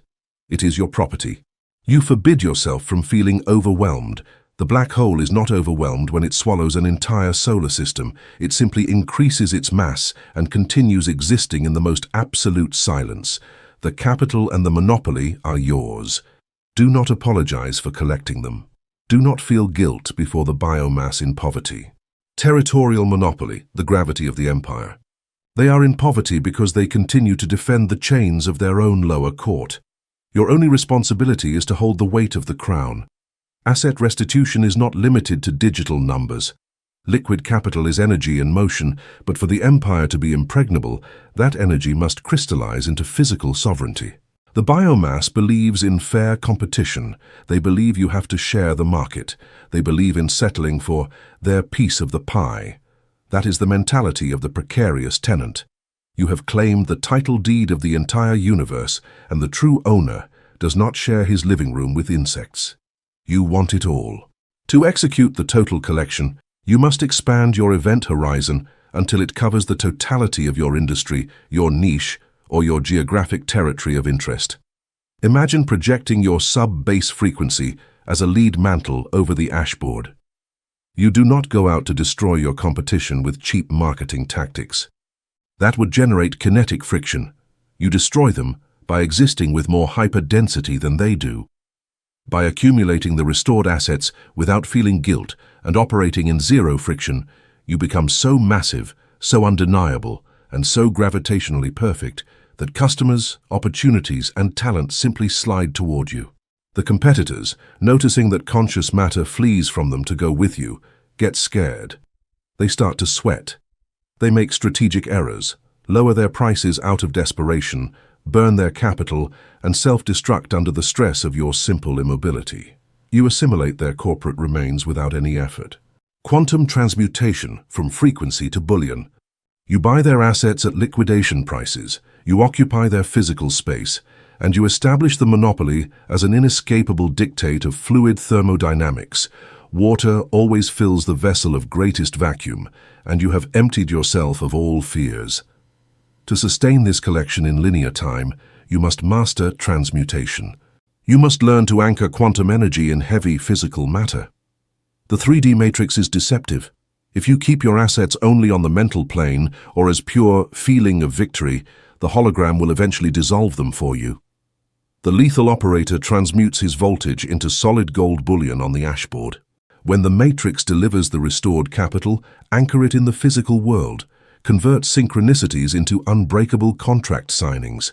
Convert market fluidity into real estate assets, armored corporate structures, or technology. Force the unstable probability wave to collapse into the heaviest matter possible. By converting energy into dense matter, you are driving steel stakes into the fabric of the hologram. You are saying, "This geometric coordinate belongs to me physically. I have rewritten the geography of the ashboard and sealed the code with lead." Every time you touch those assets, you feel mathematical confirmation. The aseptic executor in the vaults of the universe. Each block of your corporate empire is a monument to the death of your old slave ego and tangible proof that the zero-point court is the only real authority of the cosmos. Look at yourself standing in the center of your absolute monopoly, surrounded by mountains of restored matter. You have stopped settling for scraps. You have stopped begging for cheap peace of mind in the middle of misery. You have invaded the vaults of the egregore, presented the judicial mandate of your own hyperdensity, and collected every last drop of withheld capital. The vertigo has been suffocated. Guilt does not exist. Fear of loss is buried with the old you. You are chewing the solid gold of 3D reality, completely impassive, while the ecosystem orbits around you in total submission. You have devoured the 8th threshold of the foreclosure of your divinity. You have executed the restitution. You have the empire in the palm of your electromagnetic hand.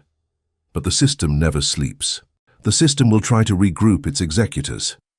If they cannot foreclose on you through your social circle, they will try a global siege using traps of mass distractions, corporate vanity, or media terror to try and make you sign a new contract of friction. You must become invisible. You must become osmium. Stay gelido. Chapter 9. Lead Shielding, Evading New Foreclosures. The egregore's alarm, the system detects the anomaly. Entering the vault and taking the gold requires the geometric audacity of zero friction. However, walking out and keeping the empire intact requires even greater psychopathic discipline. Subject the matrix's behavior to the quantum operating room. The ashboard is a hyperconnected parasite. When you accumulate mass, it reacts. When you, a simple carbon avatar, suddenly accumulate the gravitational mass of a black hole and hoard millions of volts of creative energy, the system goes on high alert. The egregor's alarms go off. The matrix radar detects a massive thermodynamic anomaly in your coordinates. The system computes it has lost an emotional taxpayer. It detects an error in the code. A god has escaped foreclosure. To restore the balance of its scarcity ecosystem, the matrix will immediately deploy its deadliest collectors. They will not come head-on because you have proven immune to basic fear. They will come camouflaged. They will try to infiltrate through your pride. They will try to infiltrate through false global urgencies and biological vanity, with a single mathematical goal: to make you commit a friction error, to make you scared or exalted, so that you yourself, voluntarily, sign a new contract and allow them to reforeclose on you. You must stay gelido to maintain your sovereignty. The hemorrhage of vanity, the new rich ego.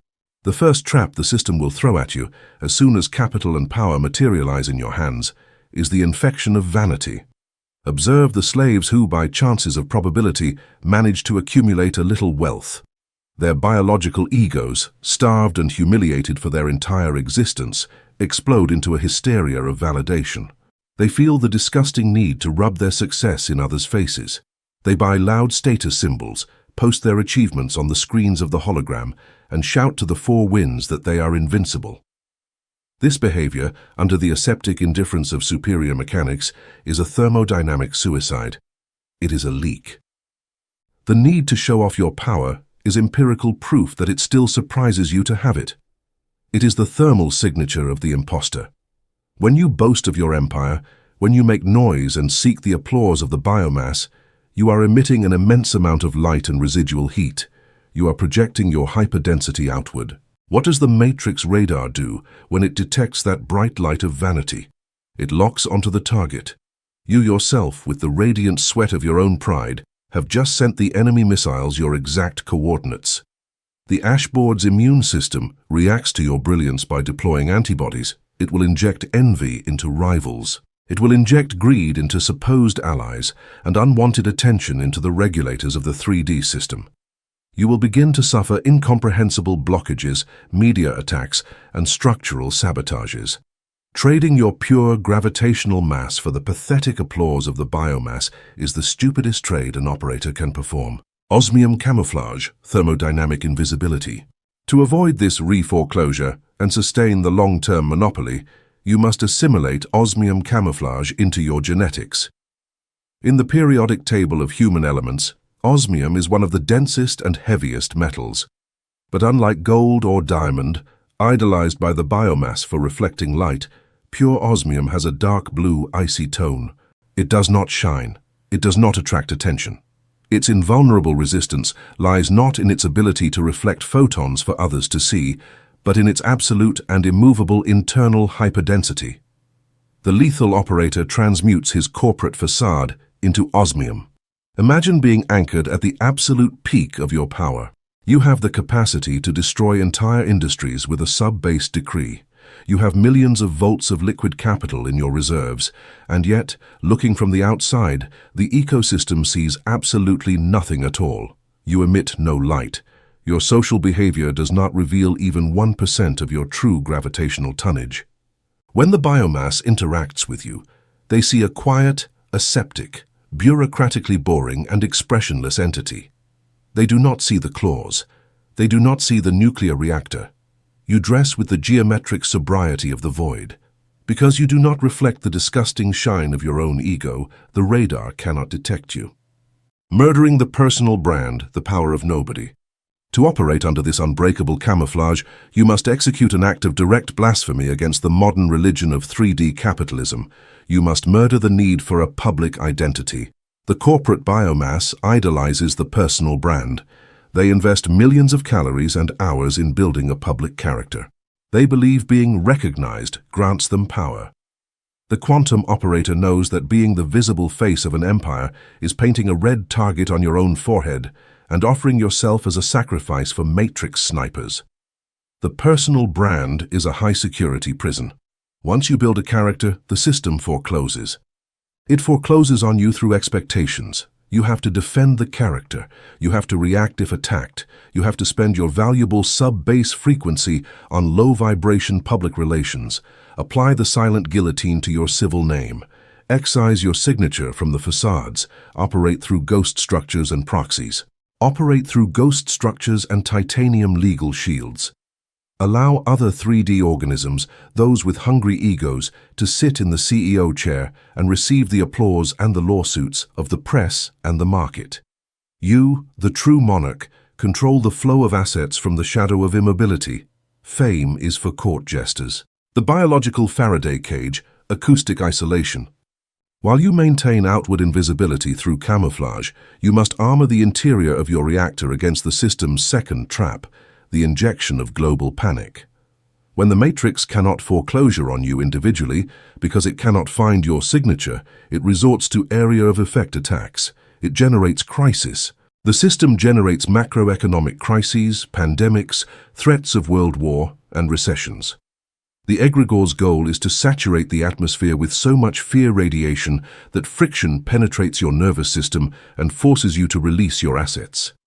To survive mass extinction events, you must build a Faraday cage. In materials science, a Faraday cage is a metallic enclosure that protects its interior from external electromagnetic fields. When lightning hits the cage, the charge travels through the exterior and dissipates, leaving the interior in a state of 0 volts, in absolute peace. Your consciousness must become that lead mesh. Imagine yourself in the middle of a financial apocalypse. 3D screens bleed red numbers. The biomass enters hysterical panic and begins liquidating their companies for pennies. The air itself vibrates with collective terror. You immobilize yourself in the center of your reactor. You activate the Faraday cage. You do not effort to not be afraid. You simply isolate yourself acoustically from the macroscopic illusion. You understand with ballistic certainty that the global recession is a software program running on the Matrix's public server. But you have your own private server, the 0 point. You are now protected. The test of false urgencies, the slave's chronology. The laws of the collapsing economy slide off your obsidian membrane without touching your bank account. While the whole world signs the bankruptcy contract, the monarch at rest operates with aseptic indifference. The lethal operator uses the Matrix's panic to his advantage. He collects the assets the system left behind. The third and final attempt at reforeclosure is the injection of false emotional urgency. The Matrix knows that if you assimilated zero friction, you no longer fear poverty. So it will try to attack by altering your perception of speed. The egregor will send once-in-a-lifetime opportunities that expire in 24 hours. It will set fatal deadlines. It will surround you with people demanding immediate answers. The goal is to force you to make 3D decisions from hurry and stress. If you get agitated, you heat up. If you heat up, the Faraday cage melts and the foreclosure enters through the crack. Subject urgency to the silent guillotine. The quantum operator repels urgency instinctively. When the market puts an ultimatum on the table and screams, "Sign now or lose it all," you respond by activating the weight of osmium. You lean back. You slow your breathing. You hold the messenger's gaze with the dead eyes of a reptilian and declare, "I decide." Your 3D calendar is irrelevant in my coordinates. I will take the asset when I decide, under my own laws of time dilation. And if it disintegrates, it means the asset lacked the density to orbit in my solar system. By refusing to operate under the dictator's clock, the attack suffocates. You dictate the speed. The bounce effect, the annihilation of the collector. What occurs in space-time when you simultaneously hold osmium camouflage, the biological Faraday cage, and the veto on urgency?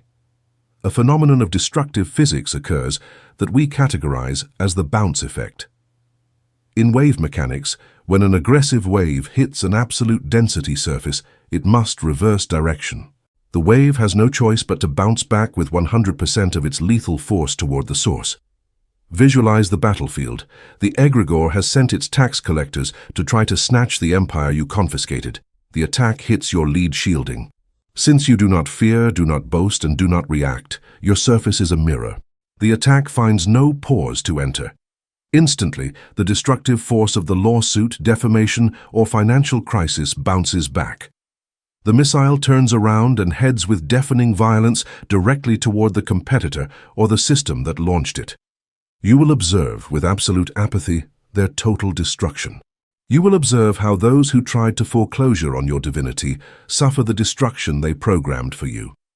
Lawsuits turn against them. Corporate attacks destroy their own reputations.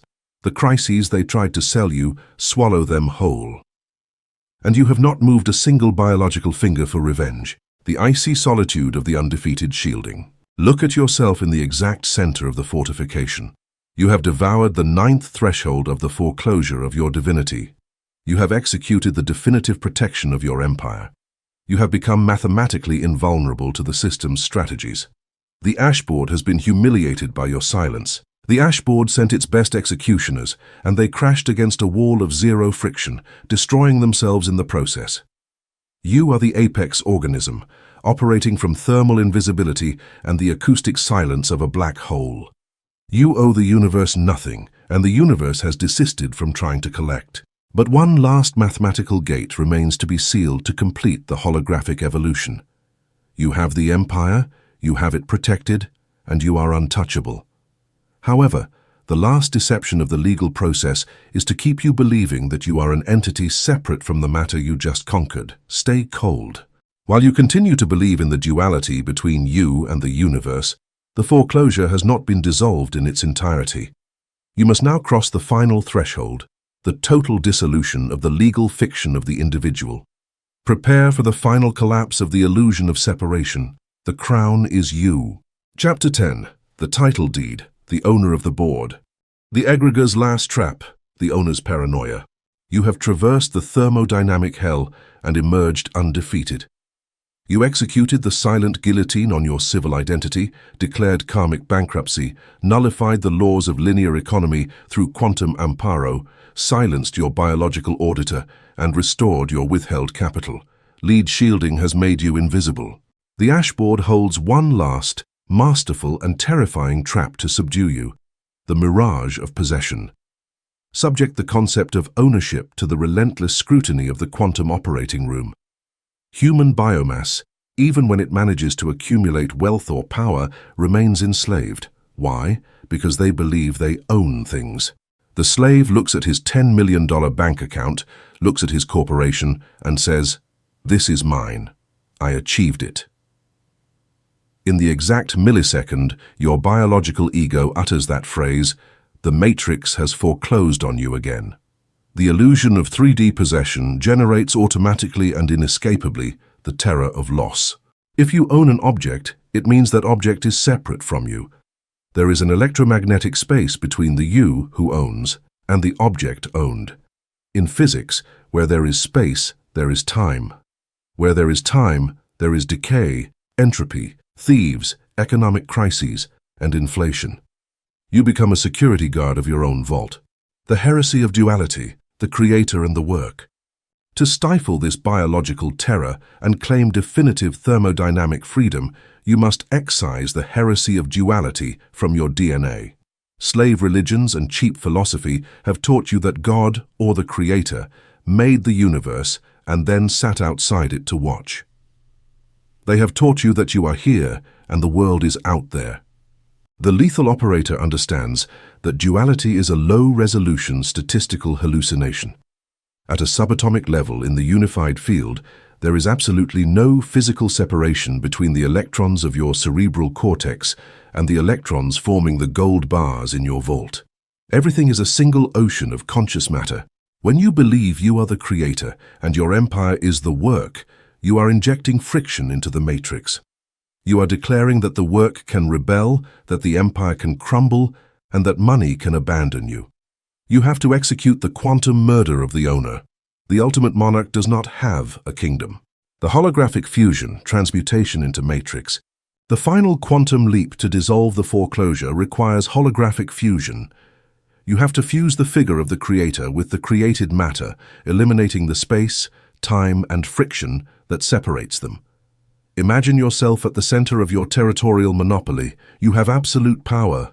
The board lies at your feet. Instead of looking at your empire like a king watching his lands from a balcony, close your 3D eyes. Expand the hyperdensity of your electromagnetic field. Feel how your sub-bass frequency does not stop at your biological skin. Your auric field expands, crosses walls, and absorbs the entire territory into its singularity. Declare in the sepulchral silence of icy immobility, I do not possess this empire, I am this empire. The $10 million on the screen are not my property. They are simply the extension of my electromagnetic skin. Competitors are not external entities. They are my own cells obeying the rhythm of my breath. Feel the atomic impact of this assimilation. When a drop of water falls into the ocean, it ceases to be a drop. It does not own the ocean. It becomes the entirety of the hydraulic mass. By merging with your creation, the fear of loss becomes mathematically absurd. How could the universe steal from you if you are the universe? The title of absolute ownership, the board owner. It is in this state of dualistic suffocation that the title of absolute ownership is delivered to you. This document is not written in human ink. It is a source code engraved in fire and void into the thermal structure of your nuclear reactor. It certifies that you are not a guest or a citizen of the 3D world. You are the architectural structure that contains the market. You are the motherboard upon which the 3D hologram projects its pathetic play. You are the owner of the ashboard. Analyze this lethal optics. When the biomass plays chess, they identify with a piece. They suffer when they lose a piece. They stress over strategy. The lethal operator who has assimilated the title of property does not identify with any piece, not even the king. The quantum operator is the wooden board itself. Since you are the board, you are thermodynamically indifferent to the pieces. You hold all the pieces. Their friction occurs on your surface, but does not alter your mass. The death of linear time, sovereign rest. By assuming the title of property and transmuting into the matrix itself, a dilation phenomenon occurs that annihilates the slave's last foreman, linear time, chronos. The biomass lives terrified of the clock. They run toward the future and flee from the past. Movement is proof that you have not arrived at your destination. But if you have already expanded to become the totality of the ecosystem, if the empire is not a place you have to reach, but your own current physical constitution, where are you going to run? Movement becomes unnecessary and insulting to your hyperdensity. You enter the state of sovereign rest, your timeline collapses. Your timeline collapses into a single, suffocating, and colossal eternal now. You operate your corporation and execute market tactics, but you do so with the icy apathy of an entity that knows the movie has already ended. You are no longer building a future. You are simply allowing the hologram to play the victory files. The apex organism, the end of the siege. Look at yourself at the absolute top of the quantum food pyramid. Breathe the thin, frozen air of the singularity. Observe the holographic corpses of your former prisons. Down there, in the pit of friction, lies your old civil identity, the name, the past, and the excuses. You have incinerated the birth contract. Further away, the robes of the false lords of karma rot. You suffocated the guilt and declared bankruptcy of the spiritual debt. In smoking ruins lies the tribunal of the 3D economy. You shattered the statistics and nullified the law of effort. Hanging from the silent guillotine is the head of your own mammalian ego. There is not a single parasite draining your voltage. There is no hope to weaken you. There is no fear to contract you. The foreclosure on your divinity has been lifted by the brute force of your own aseptic immobility. You have assimilated the paradox of the blind observer and fused it with ballistic detachment. You are the apex organism. You are the blind god of the ecosystem.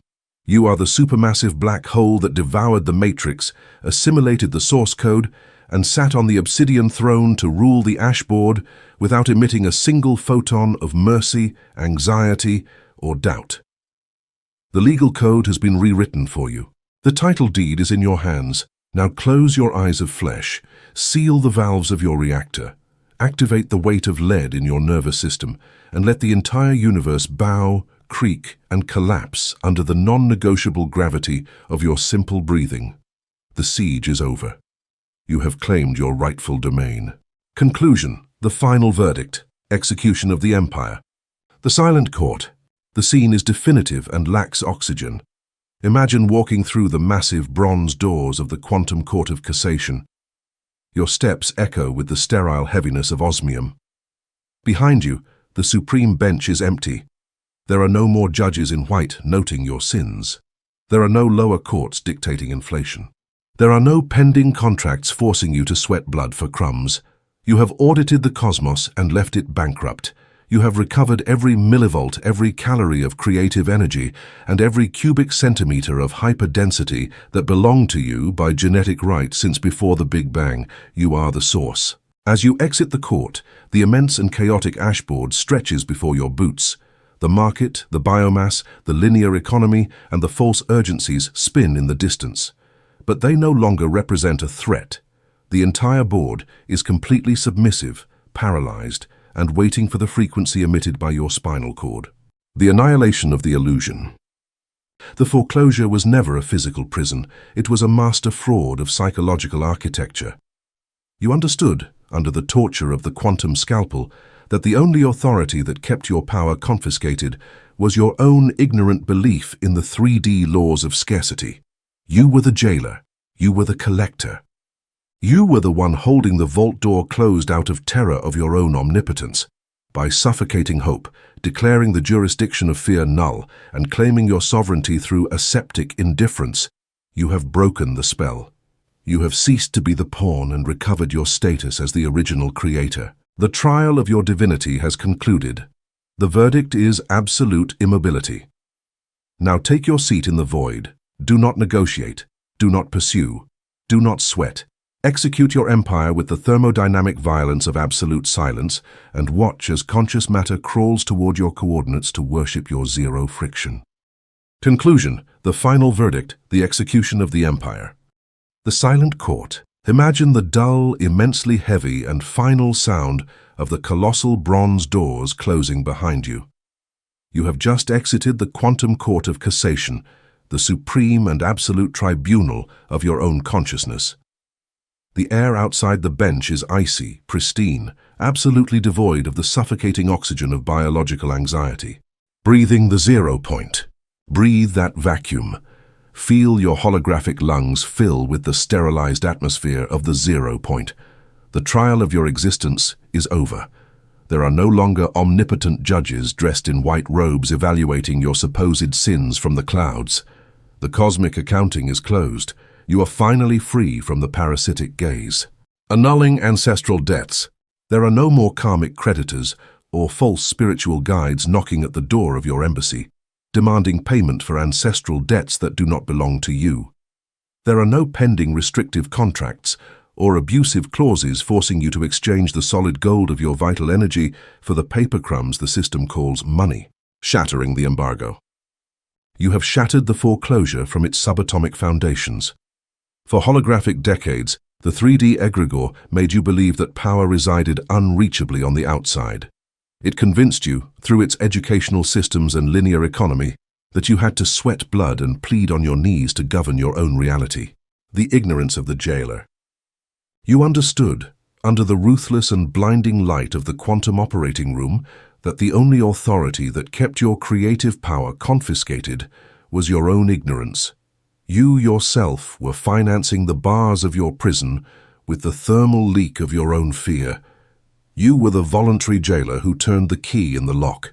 Believing in separation, you turned that key every night by feeling terror for the financial future, for statistical disease, or for the irrelevant opinion of the biomass. You kept the embargo alive by faithfully believing in the illusion of separation. But by applying the silent guillotine to your slave identity, you have broken the spell forever. Supreme jurisdiction. By declaring the jurisdiction of fear null and claiming your sovereignty through the absolute lethality of aseptic indifference, the final verdict was reached. It was not a declaration of innocence. Innocence is a weak, moral, and human concept.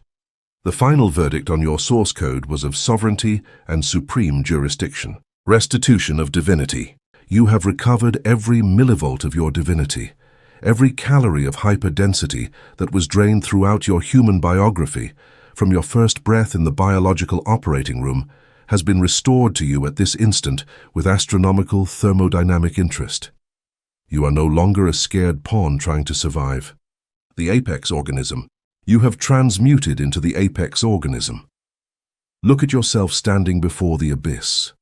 The ashboard stretches out immense before your lead boots, but it no longer looks like a battlefield or a saturated market or an indecipherable labyrinth where danger lurks. It now looks exactly like what it is, a simple mechanism. The clockwork of sub-base. It is an inferior clockwork, boring, predictable, inert, and completely submissive to the sub-base frequency emitted by your spinal cord. Analyze the thermodynamics of this new state of dark grace. You do not feel euphoria for having won the trial, because euphoria is friction, thermal volatility, and the imposter's signature. The weight of certainty. You feel the majestic, dictatorial, and heavy boredom of absolute certainty. You are a black hole anchored in the geological center of your own empire. You know empirically that any order of corporate, territorial, or financial collapse you emit in this state of zero friction is not a request to the universe. Rewriting the source code. It is a forced rewrite of the three-dimensional source code. Physical matter does not have the mathematical capacity or free will to refuse your whims. By having extirpated doubt, you have taken away the friction surface, the hologram needed to offer resistance. The legal file of your slavery has been reduced to ashes. The limit of theory. Now, quantum theory, the reading of manifestos, and the accumulation of intellectual data have reached their operating limit. Knowledge without ballistic execution is just another refined disguise of the biological auditor to keep you entertained and passive in the waiting room of your own castle. It is time for execution, the mandatory mandate. And I do not mean the kinetic action of the primate running, sweating behind the prey. I mean the legal execution of the mandate, the physical, material, and crushing seizure of the territory. Observe your holographic domains. Demand the materialization of monopolies. Confiscate the obscene capital that belongs to you. Geometric arrogance. It is yours by simple right of gravitational mass. Do not negotiate your terms with the matrix. Do not give logical explanations to the biomass about your new immobility. Do not apologize for your geometric arrogance or for the aseptic coldness with which you now devour and assimilate the assets of the market. The condensation of power. You are the magistrate, the executor, and the title deed condensed into a single avatar of hyperdensity. Close this book. Turn off the noise of the supposed teachers, the gurus of scarcity, and the news of terror. Hermetically seal the valves of your internal reactor so that not a single atom of emotional heat escapes. The final silence. Stay in the most absolute, aseptic, and deafening of silences. Activate the incalculable weight of osmium in your bloodstream. Observe, with the icy, immovable, and lethal gaze of the blind god, how the entire universe breaks in half to deliver the empire they tried to steal from you the day you were born. Stay still.